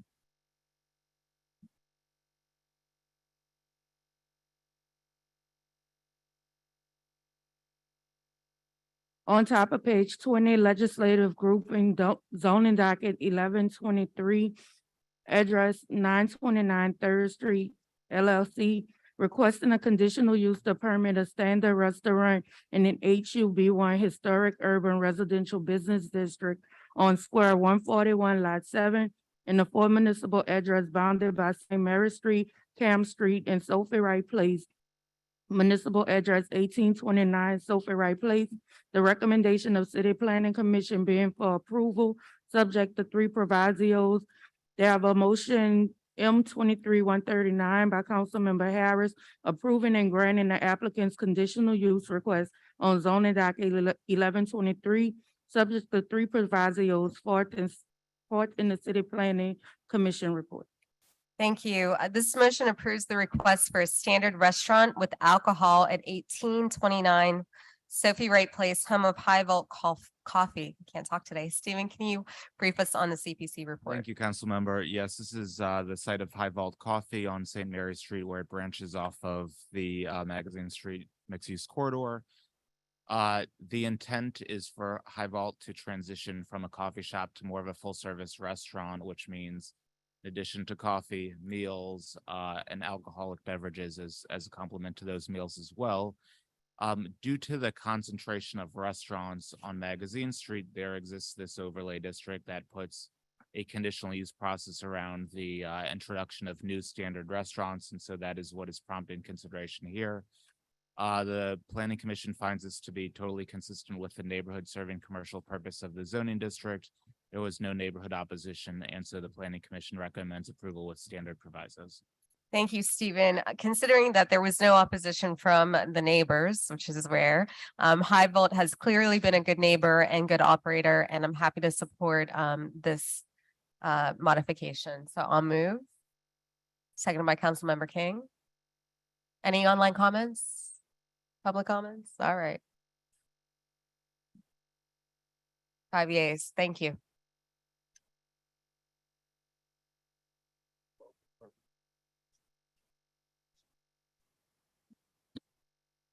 We're on top of page 21. We have ordinance calendar number 33,893 has been deferred to April 20th. At the bottom of the page, we have ordinance calendar number 33,983 by Councilmember Morrell.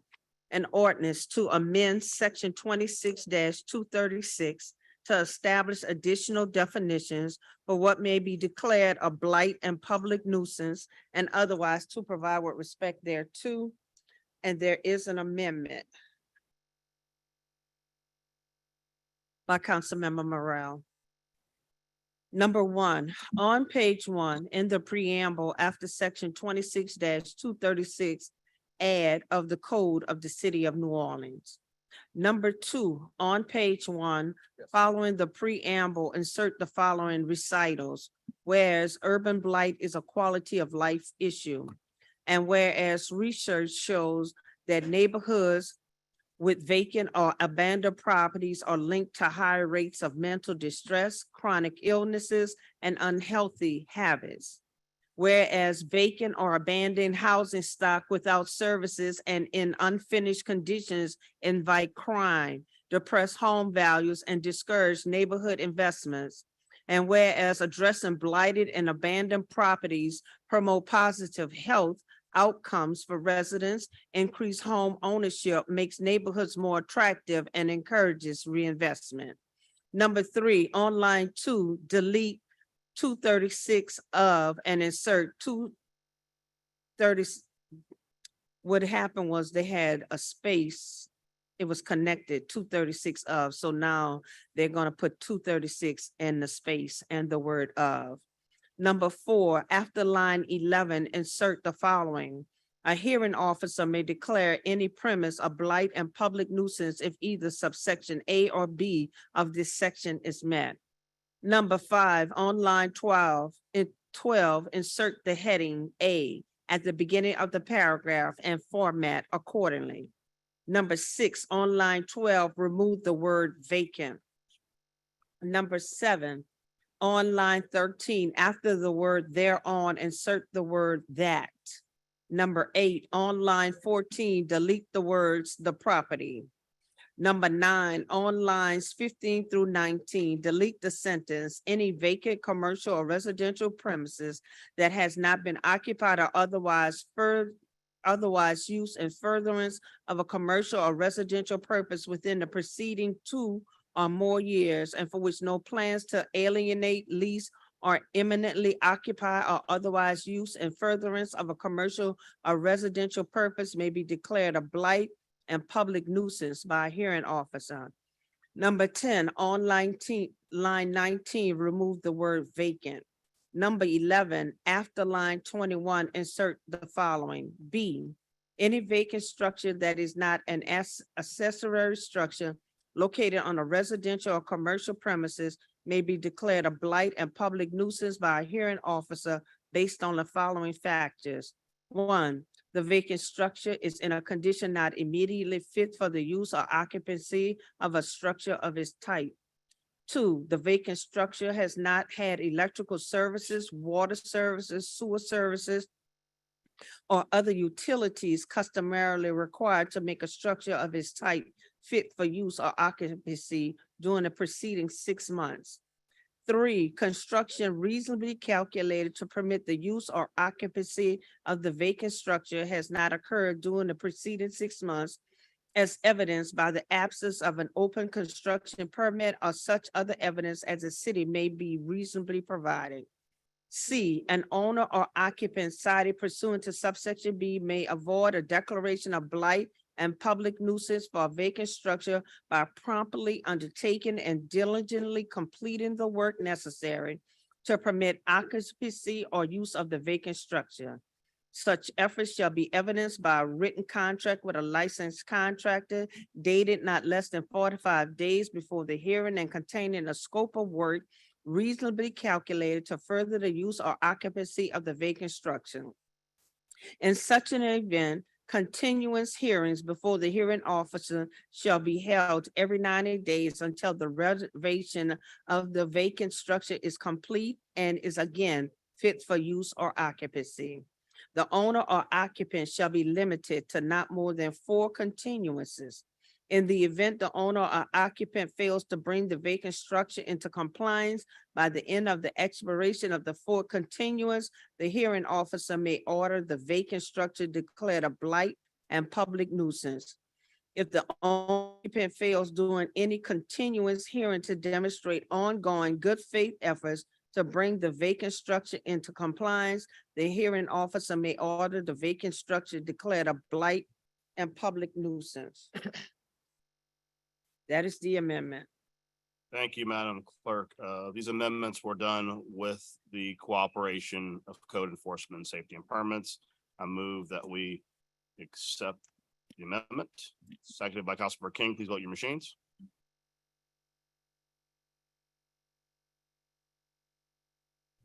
Six yeas, no nays. Further, I will move to adopt the ordinance with amendments. Oh, sorry, Mr. Burnside, you do have a card. I apologize. I have a comment also. Sorry. Go ahead.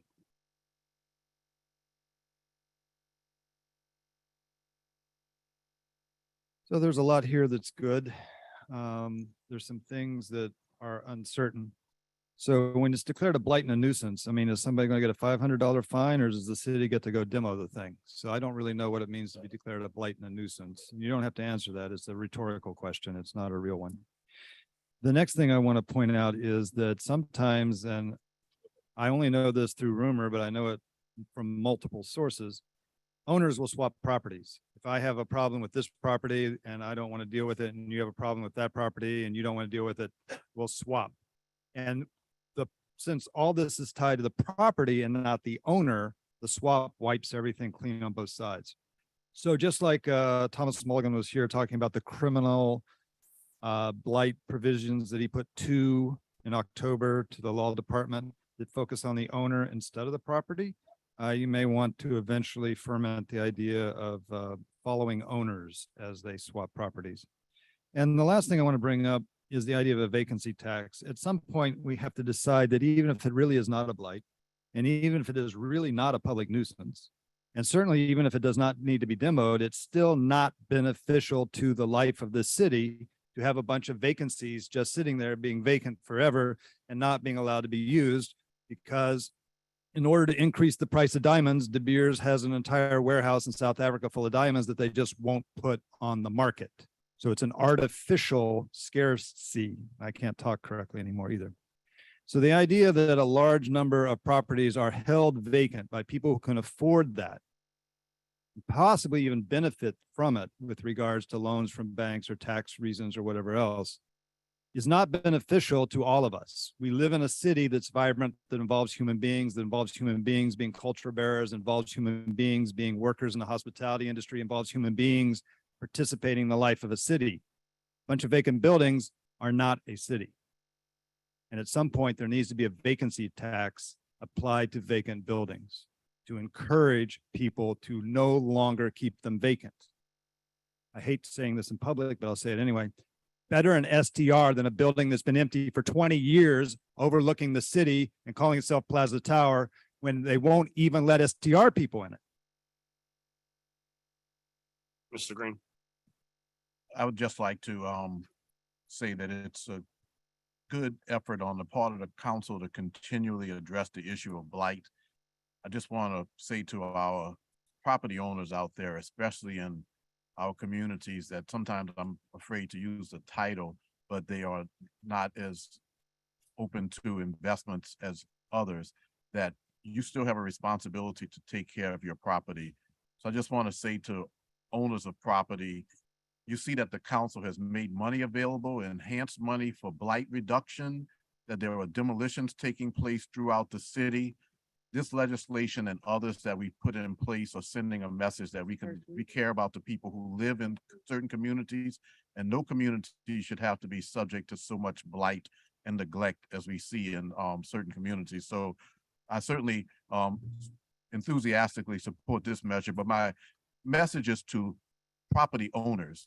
And that's not necessarily wealthy property owners. It's many times somebody who owns one property that they just haven't done succession on, they don't want to put any money into, and they want somebody else to be responsible. Take care of your property, because the message that the council is sending in general is that we're kind of fed up with seeing a lot of blight in communities, and there's just no excuse, whether you own one or multiple properties, to have your neighbors and your community subjected to blight. Thank you. Before we vote, I'd like to address Mr. Burnside's comments, even though he didn't want them addressed.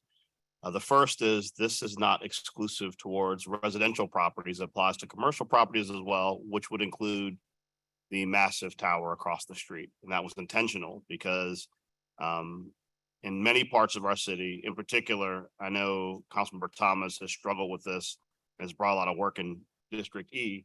There's a tremendous amount of commercial blight where people have simply abandoned commercial structures and do occasional bare level maintenance to reset the adjudication process. The reason why the council is moving forward to redefine blight is that if you look at the definition of blight as restructured in this bill, it talks about a property that is not suitable to be habitated, as well as not having electrical, water, or other utility services. The goal there is that this changes the definition of blight, so you can't simply come out and cut the grass every month or two.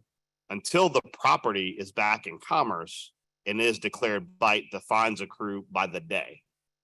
That's important because for many people who are sitting on property, commercial or residential, particularly with the residential properties that are blighted and uninhabited that currently have homestead exemptions, this is literally a free untaxed investment. What we're doing here now is, if you don't fix that property, every day that amount accrues. And if that amount is unpaid, it becomes a lien on the property. And it creates a significant eventuality that if you do not repair your residential or commercial structure, the city can then seize said structure, or the city can demo said structure and allocate the cost of demo as additional lien on the property. The reality is that the current blight laws in this city do not work because they provide too many opportunities for people that are tasked with applying the law to use subjective judgment. Oftentimes, the largest complaint we get from neighbors on blighted property is high grass and broken windows. And because of the way the blight law is currently structured, as long as you put up new plywood and cut the grass, your house that has not been inhabited since before Katrina is no longer considered blighted under the old definition, is considered secured. Secured is no longer an option. If the property is not in commerce, if the property does not have its utilities cut on in the last 6 months, if you don't have a plan and a contractor in place to bring that property back into commerce, it's blighted, period. And I think that this will be a tremendous tool in trying to get some of these properties, tens of thousands of them by estimation of the city, back into commerce, because as the city struggles with the housing crisis, it is unconscionable in the middle of neighborhoods where people are living and raising their families. There are owners who are investors who do not care about the communities where these houses exist and have no intention on remediating or fixing them. Mr. Thomas. First of all, thank you for the legislation, but just want to clarify one point. And you're absolutely right about the attention that we want to give to District E and some of the challenges. But if you do an inventory of the square footage of vacant property in this city, most of it is not in District E. It's where the large commercial structures are that are blighted up and down Tulane Avenue, Canal Street, the Loyola and Howard Avenue corridor, many of the structures in the Lower St. Charles corridor in the warehouse district. And though we do have in District East some blight historically, that, and thank you guys for your help, that we want to deal with. I just want to deal, when you look at the city's inventory and square footage of blighted property, the dominant area is still in the center of the city and it's still downtown. So much needed legislation. Hopefully we can lend some attention to this, but just wanted to give an accurate account of the square footage and the inventory of blighted property. And it's still very dominant in the downtown and CBD area. Thank you, Councilman Thomas. The motion has been moved and seconded. Please vote your machines. 7 yeas, no nays. The motion is adopted as amended.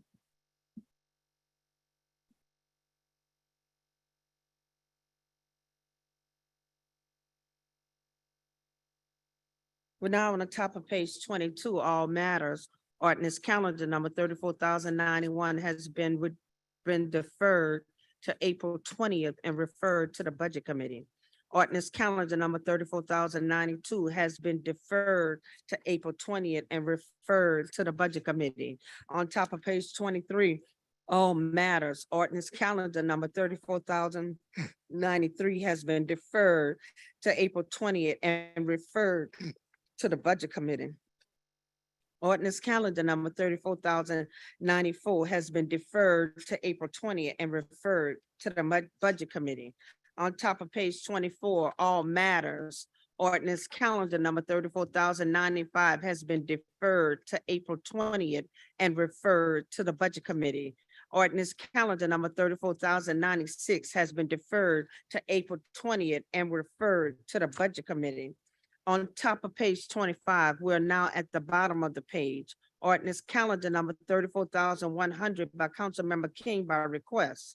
An ordinance to authorize the mayor of the city of New Orleans to enter into the First Amendment to a previously executed cooperative endeavor agreement between the city of New Orleans and the New Orleans Redevelopment Authority, represented herein by Brenda M. Bro, Executive Director, relative to a property acquisition and market analysis fund to modify the provisions thereof and extend the term thereof for an additional year, effective as of the date this amendment is adopted, as more fully set forth in the amendment form attached hereto as Exhibit 1 and made a part hereof, and otherwise to provide with respect thereto. Thank you, Madam Clerk. Make a motion to accept, to adopt. Properly second by Council President Morrell. 7 yeas, no nays. Thank you. Mr. Chairman, Mr. Chairman, Yes. I just wanted to, he said yes. Yes. I'm doing it the correct way. Yes, you That's are. what you wanted. I just wanted to note that for the record, Madam Clerk, I requested to be added to a particular one and I was incorrect. I wanted to be added to 34099, joining Councilman King on that particular measure. That's all. Just as we pass it, I'm reminded of, I said the wrong number, okay? Oh, if we have to do something formal, I just want to be added to it. That's what I had asked. I just used the wrong number. previously. That's okay? So you want to be added to 34,099? Yes, Okay, so Oh. that's fine. okay. I'm gonna say, oh. Thank you. On top of page 26. Ordinance calendar number 34,101 by Councilmember King by request.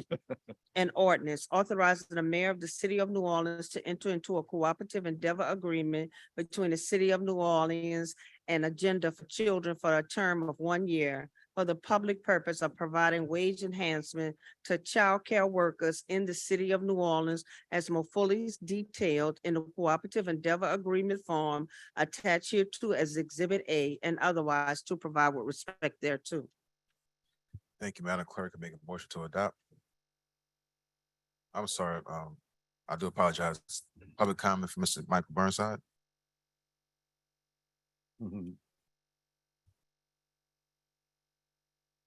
Michael Burnside, 2215 Felicity. So there's sort of two different subjects completely. One of which is the public presentation of data.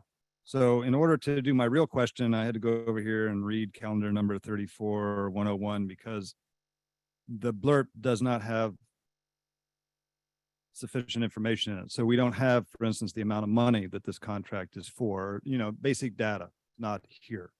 So I went and read it and it says for type 3 childcare.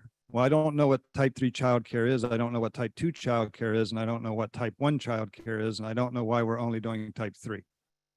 And it certainly doesn't tell us how much money the child care providers are going to make in the future when we supplement it.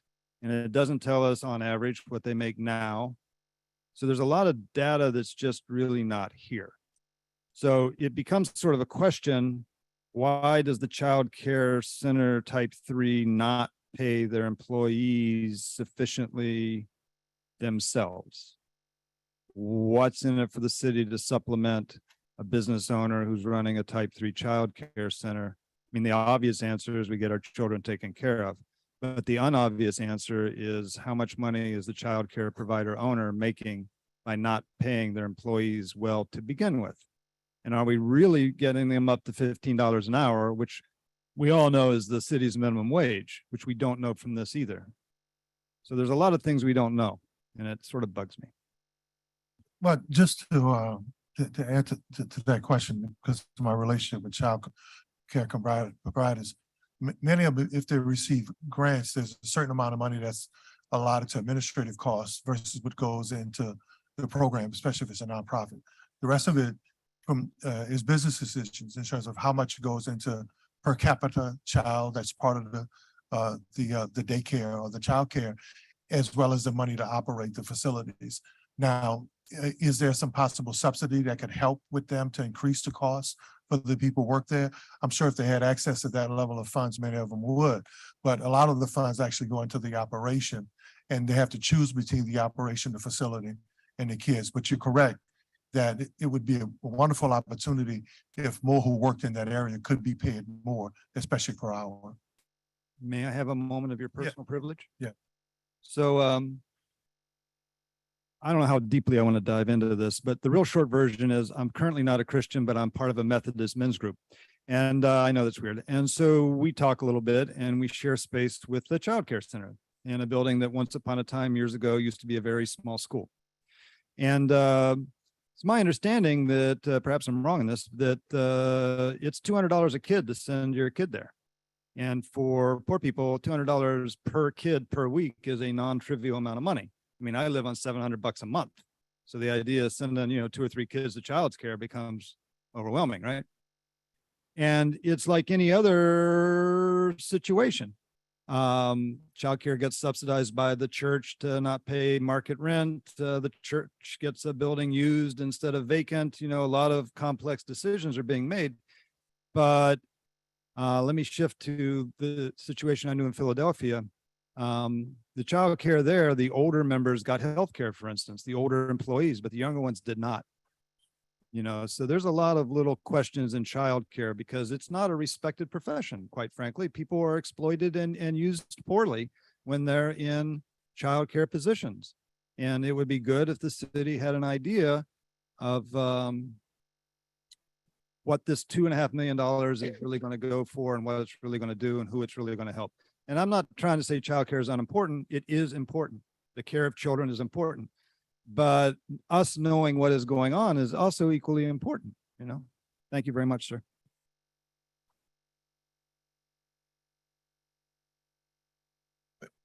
Thank you. Any other public comments? All right, I make a motion to adopt. It's 6 yeas. I'm not sure who seconded, but it's second by Council Member Moreno. Motion to adopt it. Thank you. At the bottom of the page, ordinance calendar number 34,102 by Councilmember Thomas by request. An ordinance to authorize the mayor of the city of New Orleans to enter into the first amendment to the cooperative endeavor agreement to amend the cooperative endeavor agreement between the city of New Orleans and Umbatu Village NOLA relative to the contract of provided services to parents involved in the juvenile justice system in order to extend the agreement for an additional year, to increase the maximum aggregate amount of compensation, to amend the rate of compensation, and to add, modify, or reaffirm certain terms and conditions as more fully set forth in the amendment attached hereto as Exhibit 1 and incorporated and made a part hereof and otherwise to provide with respect thereto. I mean, just continuing the work that Ubuntu Village does, Ms. Johnson, another cooperative endeavor agreement. Maximum contract is increased about $40,000 to $102,272. Move adoption. Second by Councilmember Harris. All in favor? 7 yeas, no nays, and it's approved. Thank you, guys. On top of page 27, we have ordinance calendar number 34,103 by Councilmember Moreno. An ordinance to amend and reordain sections 632 and 639 of the Code of the City of New Orleans to provide relative to administrative adjudication of code violations involving permitted and unpermitted short-term rentals and by short-term rental owners and operators. Thank you, Madam Clerk. This just sets out the rules for the city administrative adjudications as they relate to short-term rentals. We had a full presentation on this during the GA and Quality of Life Joint Committee. Any public comment? Nope. All right, I move adoption. Seconded by Councilmember Jeruso. 6 yeas, no nays. 7 yeas. We have ordinance calendar number 34,104 by Councilmember Morrell, an ordinance to provide for the prorating of interim and residential short-term rental permit fees and to provide a termination date for all residential short-term rental permits. Thank you, Madam Clerk. This is pretty straightforward. As you may recall from the STR meetings, due to the fact that all of the short-term rental permits, the temporary ones that were allowed in lieu of us going through the process, we were made aware of individuals who were paying for the continuation of their short-term rental fees, and they were being required to pay the full permitting fees, though they knew going into it that the permits will all prematurely end on the same date when the regime goes in place. So for example, if your residential STR permit expires in April, and this council has already established for those who currently hold them, they're allowed to hold them till the new regime goes in place. When they go to re-up in April, because they are in the group that came in during the STR process, they are being required to pay for a full year of an additional permit. Though we all know that based upon the ordinances that were passed, it is more than likely by August, there will be a new regime where all previous permits will be terminated. This simply allows those individuals who have re-upped or gotten a new permit that when it is terminated prematurely, they will get the prorated amount back. because they are not getting a full year of operation. And to be clear and let everyone know that if you re-up in this period, that does not get you in a separate regime from the new regime that was passed by the council. Is there any comment or any question? Hearing none, I'll move for adoption.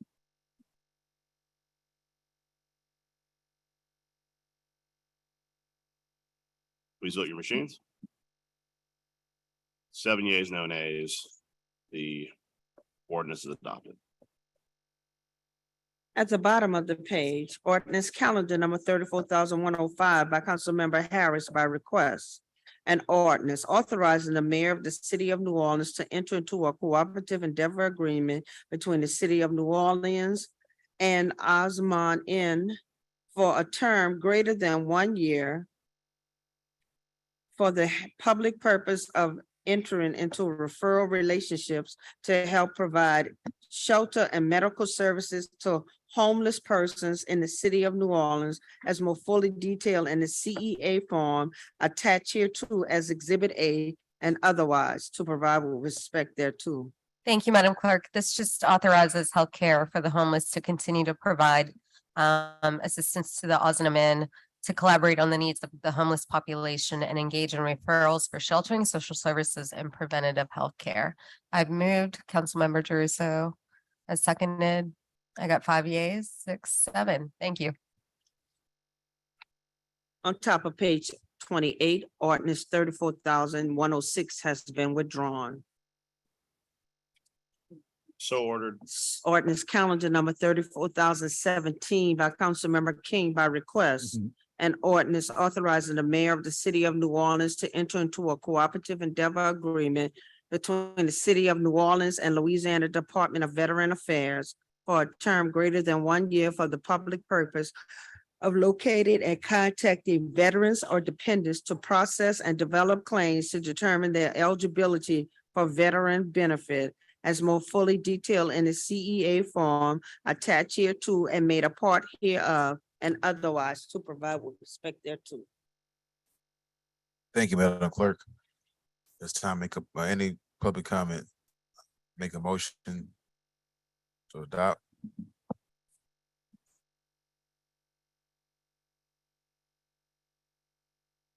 Machines not working. Machine working? No, machines not working. Yay. Second, probably second by Council. Third. Please vote your machines. Oh, 7 ayes, no nays. Who seconded? Council. Okay, thank you. Everybody. On top of page 29 at the top, ordinance calendar number 34,108 by Councilmember King by request.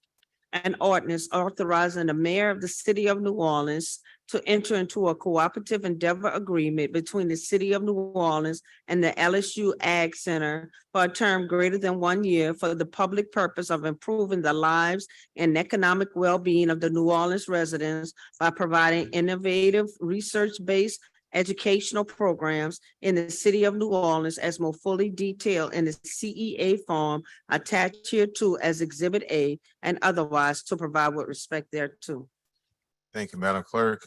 Machines are down, so I'll make a motion. Everybody back up to adopt, second by Councilmember Moreno. 7 yeas, properly adopted. Thank you. We're now on top of page 30. We have ordinance calendar number 34,112 by council members Jeruso, Moreno, Morel, Harris, King, Green, and Thomas.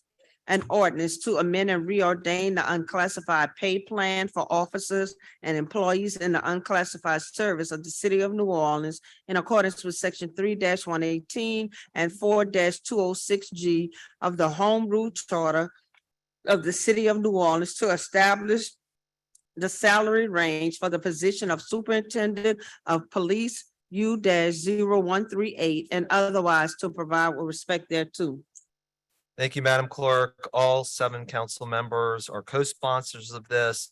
The salary for the current chief, in our opinion, is too low. This would raise the annual salary minimum to a little over $273,000 with an annual maximum salary of $359,000 and some change, with the hope of being able to find the best candidate, whether they are internal or external.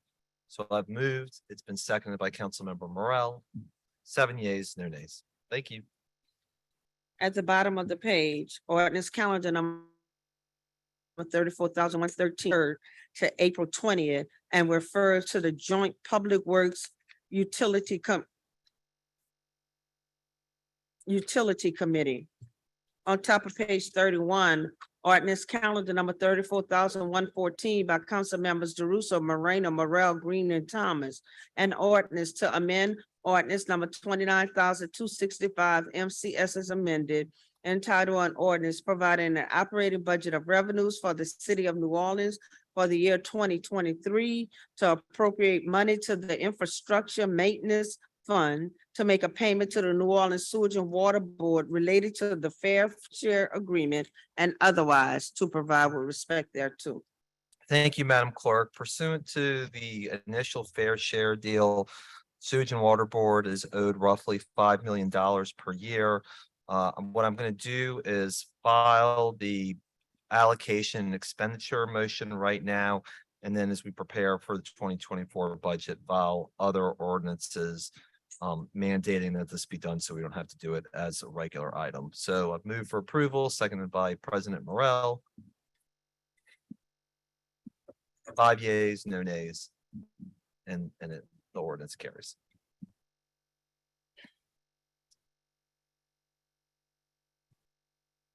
At the bottom of the page, we have ordinance calendar number 34,115 by council members DeRusso, Moreno, Morel, Green, and Thomas.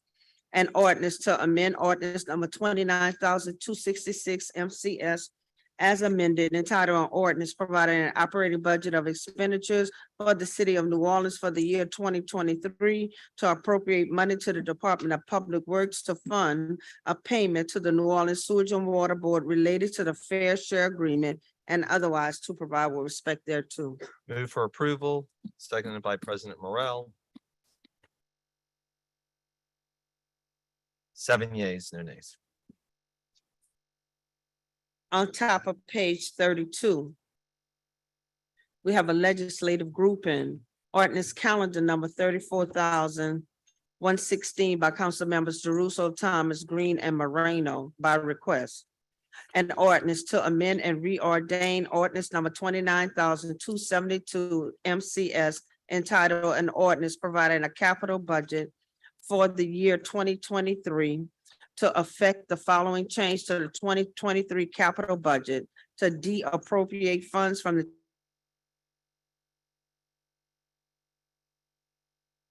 Chief Administrative Office, the Department of Human Public Works, the New Orleans Fire Department, the New Orleans Health Department, the New Orleans Police Department, the New Orleans Public Library, and the New Orleans Recreation Development Commission to appropriate funds to the Chief Administrative Office, the Department of Parks and Parkways, the Department of Property Management, the Department of Public Works, and the New Orleans Recreation Development Commission, and otherwise to provide with respect thereto. And there is an amendment. I won't read the amendment because it's already on the agenda, but what I will read is the brief description. And this amendment is by all of the council members DeRusso, Green, Moreno, and Thomas. It's an amendment to add a de-appropriation of funds of bonds from the New Orleans Fire Department on page 3, lines 43 through 45, and add appropriation to the New Orleans Recreation Development Commission, page 5, lines 103 to 109. That is the amendment. Moved on the amendment, seconded by Councilmember. Before we vote, Mr. Burnside, do you want to speak on the amendment or the ordinance as amended? Yes, sir, you got it. All right.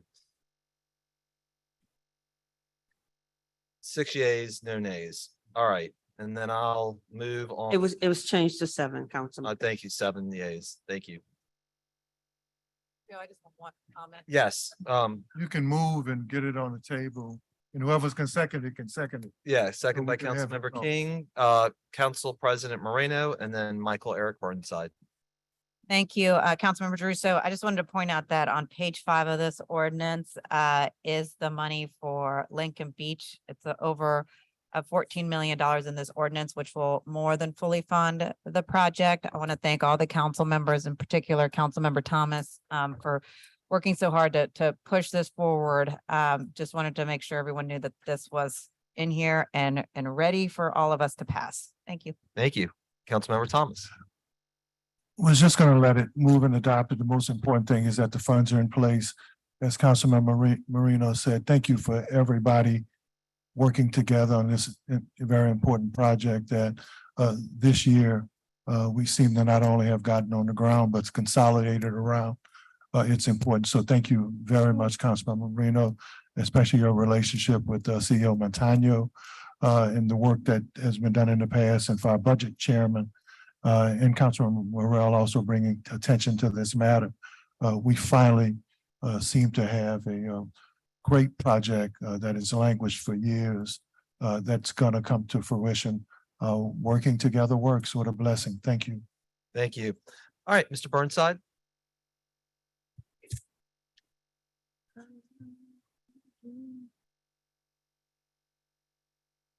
Michael Eric Burnside, 2215 Felicity. Hey, I'm getting tired of being the rain provider, so I may decide to skip some parades. But again, I come up for two separate reasons.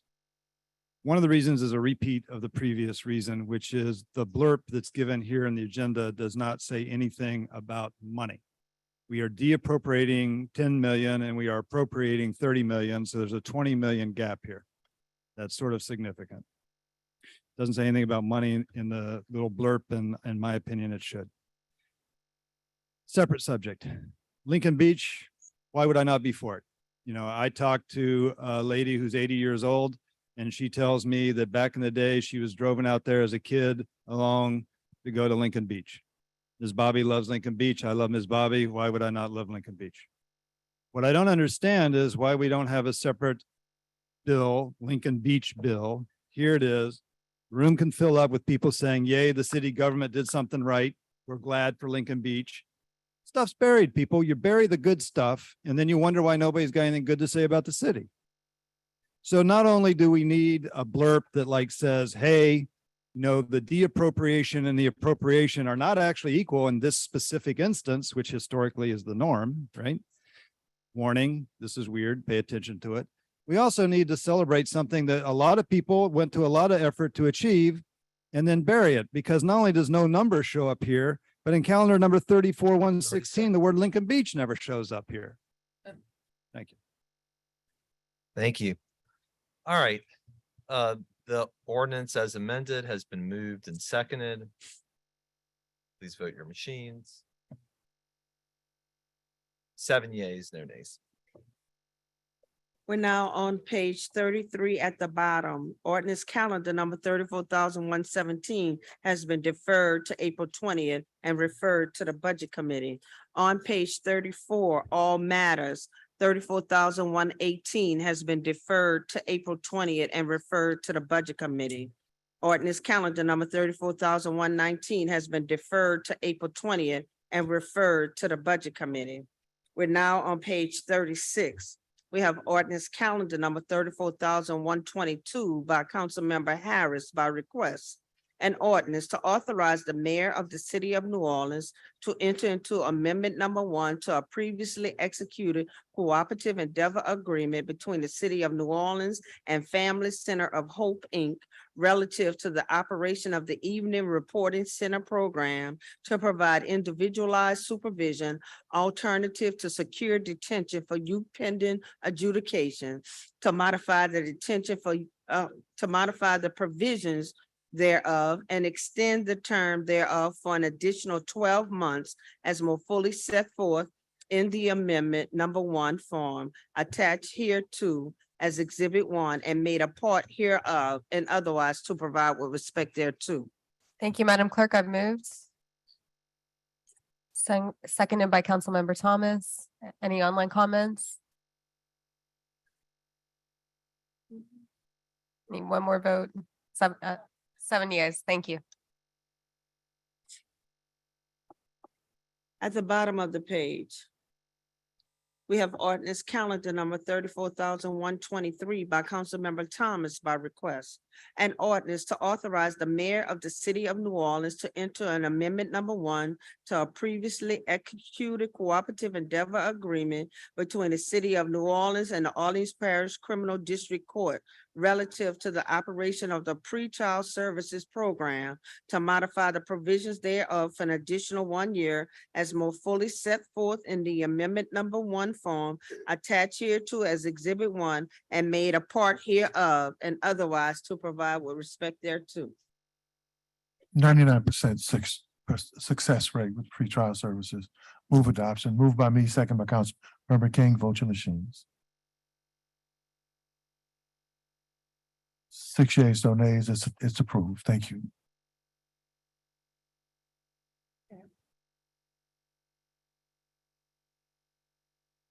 On top of page 37, we have ordinance calendar number 34,124 has been deferred to May 25th. We have motion line over M23Z has been deferred to June 8th. On top of page 38, motion line over M23AA has been deferred to June 8th. Motion M23-140 by Councilmember Thomas by request, adding the president of the council as the signatory to the professional service agreement between the Health Department and Resources for Human Development, and authorizing the president of the council to sign the professional services agreement between the Health Department and Resources for Human Development. The Criminal Justice Committee recommended approval. Making sure that the council president is in his place for approval and signature on this contract. Move adoption. Seconded by Councilmember Jeruso. Vote your machines. 7 yeas, no nays. It's approved. Thank you.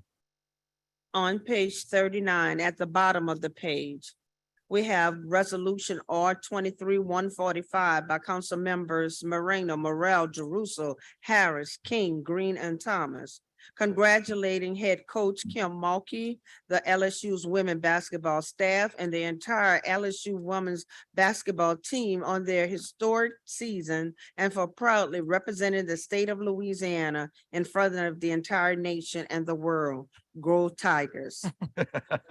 Go Tigers. All right, I know y'all are sick of and tired of me constantly talking about this team, but I am just so proud of the LSU Lady Tigers. I think you all know that I've been following around this team. I traveled with them to Greenville, South Carolina, and then went to Dallas with them. And I feel so grateful to have had the opportunity to have been able to witness, I guess not history, but her story as the LSU Lady Tigers won the national championship on Sunday evening.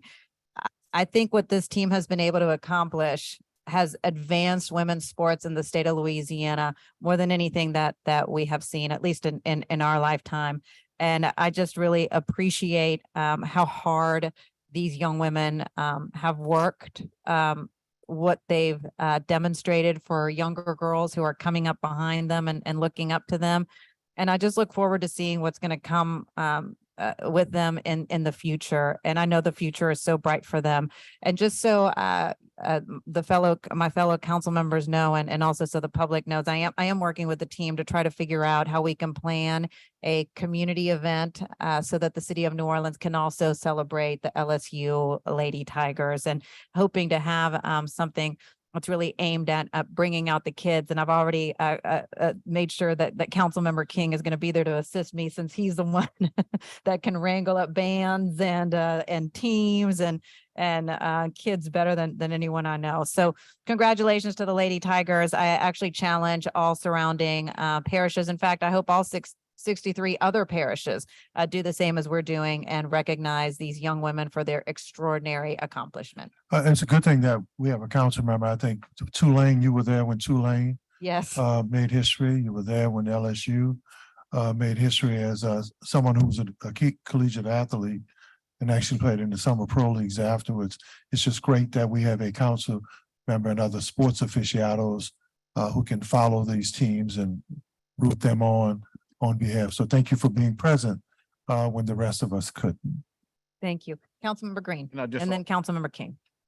and I just also want to just add the obvious, what a great thing it is for the state of Louisiana that the women's basketball team won the national championship. Louisiana and New Orleans have been on a roll in some respects with regards to Tulane and the Loyola's championship and the LSU championship. This is just a great time in terms of not only sports development, but also showcasing our athletes and our schools before the nation with those national championships and more.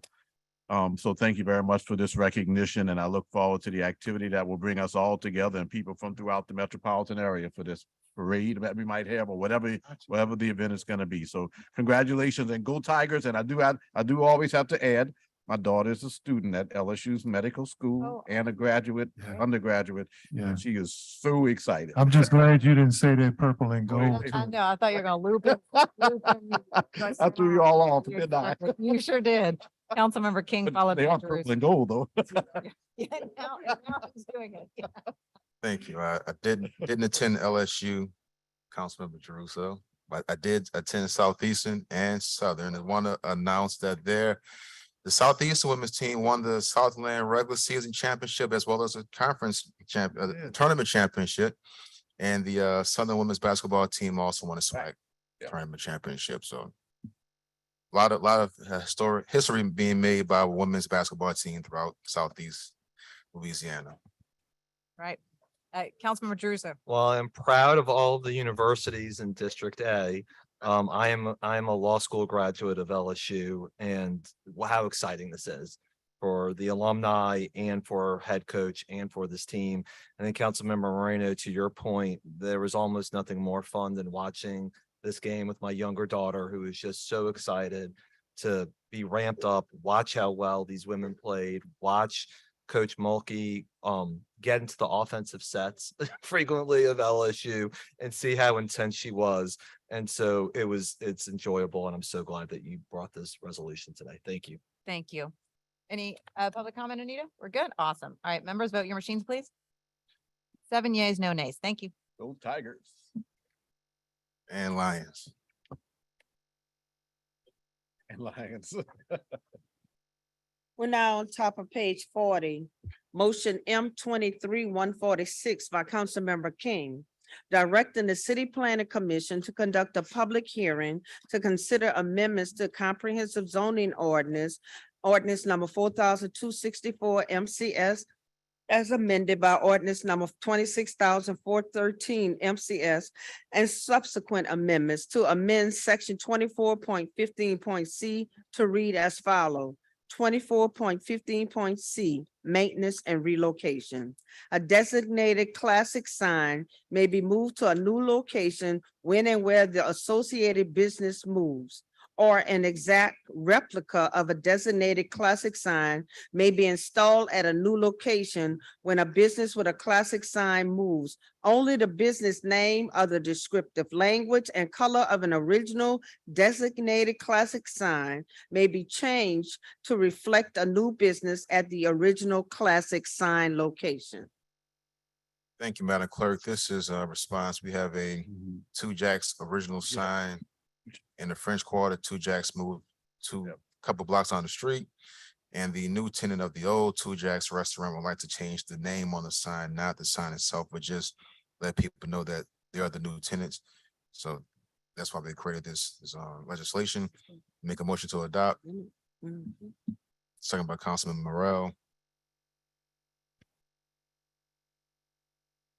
6 yeas, no nays, motions adopted. 7 yeas, properly adopted. Council members, we have motion M23-147 by Councilmember King, establishing the following polling location shown under the new site as the temporary polling location for the identified precincts within the parish of Orleans for the upcoming April 29, 2023 municipal general election. Precinct, Ward and Precinct 909. The original site is the Engine House number 24-1042 Poland Avenue. The new site is Stallings St. Claude Recreation Center, 4200 St. Claude Avenue. Ward 9, Precinct 12, Engine House 24, 1042 Poland Avenue.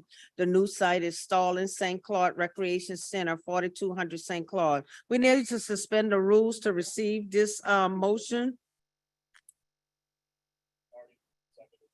Moved by the council president, seconded by Councilmember Druso. 7 yeas. We need to further suspend the rules to add it. So moved. I second. Councilman Harris, second. Second by Councilmember Harris. Y'all second. Vote your machine say added. 6 yeas, no nays, 7 yeas, no nays, it's added to the agenda. I need make a motion to adopt. Madam Clerk, Adopted and probably second by myself and Councilmember Morrell. 7 yeas, no nays. Council members? We need to suspend the rules to go to. Madam Clerk, before you suspend the rules, Chairman and President Morrell, if I could have a brief moment of personal privilege. Happy birthday to you. Happy birthday to you. Happy birthday, Clerk, our co-worker and peer in this effort. Happy birthday, Clerk Laura Johnson, on this day, and God bless you and your family. And also, I wanted to do this before we get to first reading, because first readings, a lot of people log off. To everyone who's here, Easter is one of the oldest celebrations of Christianity, and celebrating the death and the resurrection of our Christ. So happy Easter, and hopefully this Easter represents the resurrection of peace, less violence in our community, more opportunity and unity. So happy Easter to everyone and their families. Madam Clerk, don't go to first read just yet. I'm waiting to get a confirmation from our council that we took up a contract that was supposed to come up today. What?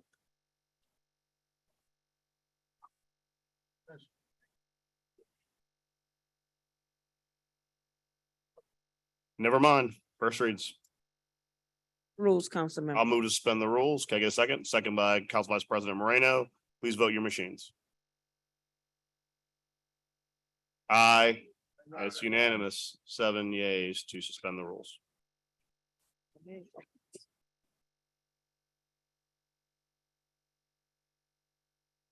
And happy Ordinance on Passover. first readings, ordinance calendar number 34,125 by Councilmember Morrell. An ordinance to amend and reordain section 2-930 of the Code of the City of New Orleans to provide relative to residential occupancy of city-owned property by city employees and elected officials, and otherwise to provide with respect thereto. Ordinance calendar number 34,126 by Councilmember King.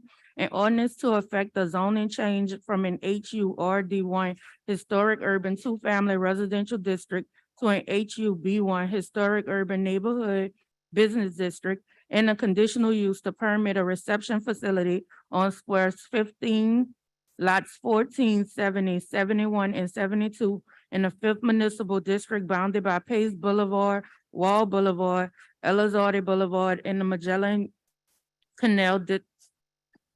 Canal, municipal address 1784 Pace Boulevard and 1778 Elizalde Boulevard, and otherwise to provide with respects thereto, zoning docket 823.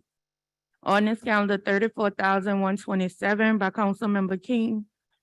An ordinance to establish a conditional use to permit a principal bed and breakfast in an HMR2 historic Marigny Tremé Bywater residential district on squares 5, lot 5 in the third municipal district bounded by Esplanade Avenue, Charter Street, Decatur Street, and Frenchman Street, municipal address 547 Esplanade Avenue, and otherwise to provide respect thereto, zoning docket 1023. Ordinance calendar 34,128 by Councilmember King, an ordinance to temporarily waive certain fees, permit fees, and requirements within and around McDonald Playground located at 1550 Tisha Street, New Orleans, Louisiana, in conjunction with the West Fest Annual Parade event on Sunday, April 23rd, 2023, from 11 a.m. to 7 p.m. to specify the duration and boundaries of said waiver and otherwise to provide respect thereto. Ordinance calendar number 34,129 by Councilmember King, an ordinance to temporarily waive certain fees, permit and requirements within and around Tremere Recreational Community Center located at 1400 St. Philip Street, New Orleans, Louisiana, in conjunction with the Old and New Style Fellas Annual Parade event on Sunday, April 23rd, 2023, from 10 a.m. to 2 p.m. to specify the duration and boundaries of said waiver and otherwise to provide respects thereto. Ordinance calendar 34,130 by Council Members Thomas and Jeruso by request. An ordinance authorizing the mayor of the city of New Orleans to enter into a cooperative endeavor agreement between the city of New Orleans and the Opioid Abatement Administrative Corporation, a nonprofit corporation of the state of Louisiana, for the term greater than 1 year for the public purpose of funding local efforts to address and mitigate the impacts of the opioid crisis in the city, as more fully detailed in the cooperative endeavor agreement form attached here too as Exhibit A, and otherwise to provide respects thereto. Ordinance calendar 34,131 by Councilmember Jeruso by request. An ordinance revoking the dedication to public purpose use and authorizing a sale at a public auction for a minimum price to be set by appraisal of a certain portion of ground, together with all rights, ways, privileges, servitudes, and appurtenances thereunto belonging or in any wise apparenting situated in the state of Louisiana, parish of Orleans, being a portion of Leak Avenue in Burkeville of the sixth municipal district of the city of New Orleans, which portion of Leak Avenue is bounded by Henry Clay Avenue, Chapatula Street, Exposition Boulevard, and the Mississippi River, as shown on a survey by Duvernay Surveying and Engineering Inc. dated July 7, 2022, revised August 17, 2022, which is no longer needed for public purpose and otherwise to provide respects thereto. Ordinance calendar number 34,132 by Councilmember Morrell, an ordinance to amend section 70-415.316 of the Code of the City of New Orleans to provide relative to administrative of the New Orleans Recreation and Cultural Fund through an external entity and otherwise to provide respects thereto. Ordinance calendar 34,133 by Councilmember Green by request. An ordinance to amend and reordain section 154-232 of the Code of the City of New Orleans relative to the City Traffic Engineer Authority to designate crosswalks, establish safety zones, designate school zones, and otherwise to provide respects thereto. Ordinance calendar number 34,134 by Councilmember Jeruso, an ordinance to change the name of Elsie Fauché Park to Walter Wolfman Washington Memorial Park, and otherwise to provide respects thereto. Ordinance calendar 34,135 by Councilmembers Jeruso, Moreno, Green, and Thomas by request. An ordinance to amend ordinance number 29-265 MCS as amended entitled, an ordinance providing an operating budget of revenues for the city of New Orleans for the year 2023 to appropriate grant funds awarded to the Health Department for the alternate dispatch behavioral crisis response program to implement a crisis call center management software system and otherwise to provide respects thereto. Ordinance calendar number 34,136 by Council Members Jeruso, Moreno, Green, and Thomas by request. An ordinance to amend ordinance number 29-266 MCS as amended entitled, an ordinance providing an operating budget of expenditures for the city of New Orleans for the year 2023 to appropriate grant funds awarded to the Health Department for the alternate dispatch behavioral crisis response program to implement a crisis call center management software system and otherwise to provide respects thereto. Ordinance calendar 34-137 by Council Members Jeruso, Moreno, Green, and Thomas by request. An ordinance to amend ordinance number 29-265 MCS as amended entitled, an ordinance providing an operating budget of revenues for the city of New Orleans for the year 2023 to appropriate one-time grant funds awarded to the Healthcare for Homeless program to expand COVID-19 health center services and otherwise to provide respects thereto. Ordinance calendar number 34,138 by Council Members Jeruso, Moreno, Green, and Thomas by request. An ordinance to amend ordinance number 29-266 MCS as amended entitled, an ordinance providing an operating budget of expenditures for the city of New Orleans for the year twenty twenty-three to appropriate one-time grant funds awarded to the Healthcare for the Homeless program to expand COVID-19 health center services and otherwise to provide respects thereto. Ordinance calendar 34,139 by council members Jerusalem, Moreno, Green, and Thomas by request, and ordinance to amend ordinance number 29-265 MCS as amended entitled, an ordinance providing an operating budget of revenues for the city of New Orleans 2023 to appropriate grant funds awarded by FEMA on November 11, 2022 to the city of New Orleans Lower Ninth Ward Energy Resilience Building Resilient in Infrastructure and Community Scoping Project and otherwise to provide respects thereto.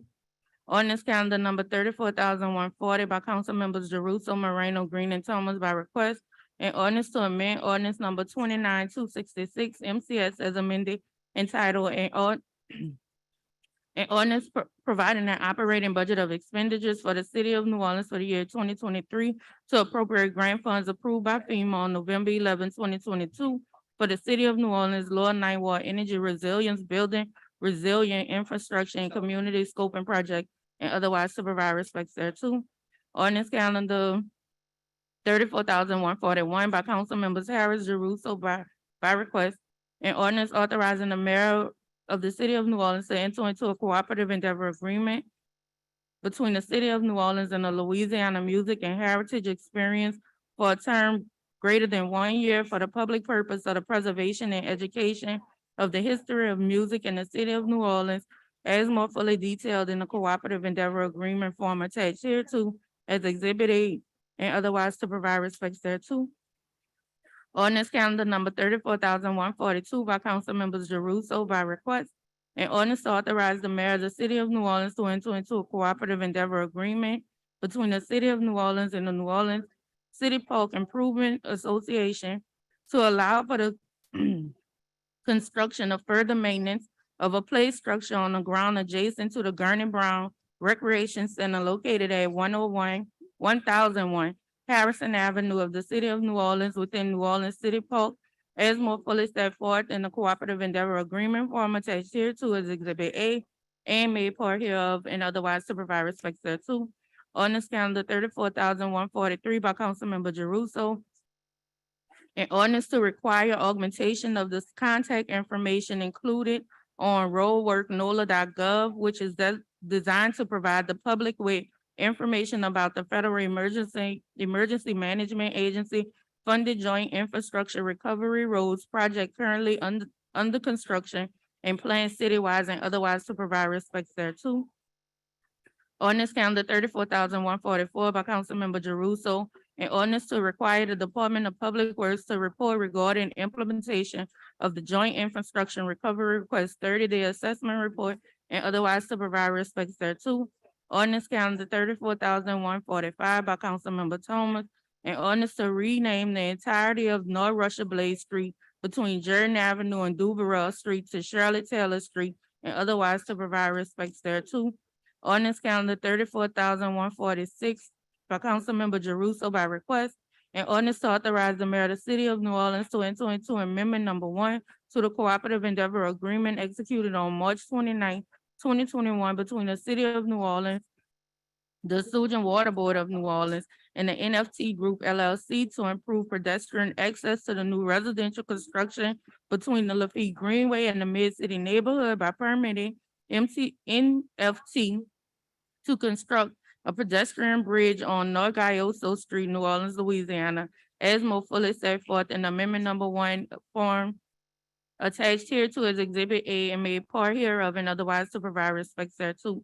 Ordinance calendar number 34,147 by councilmember Green, an ordinance to establish a conditional use permits to permit a small child care center in an SRD suburban 2-family residential district on square 2873 lot 7 and 8 in the 3rd municipal district bounded by Senate Street, Alpha Street, Harrison Street, Jamonville Street, municipal address 1373, 1377 Senate Street, and otherwise to provide with respects thereto. Zoning docket 723.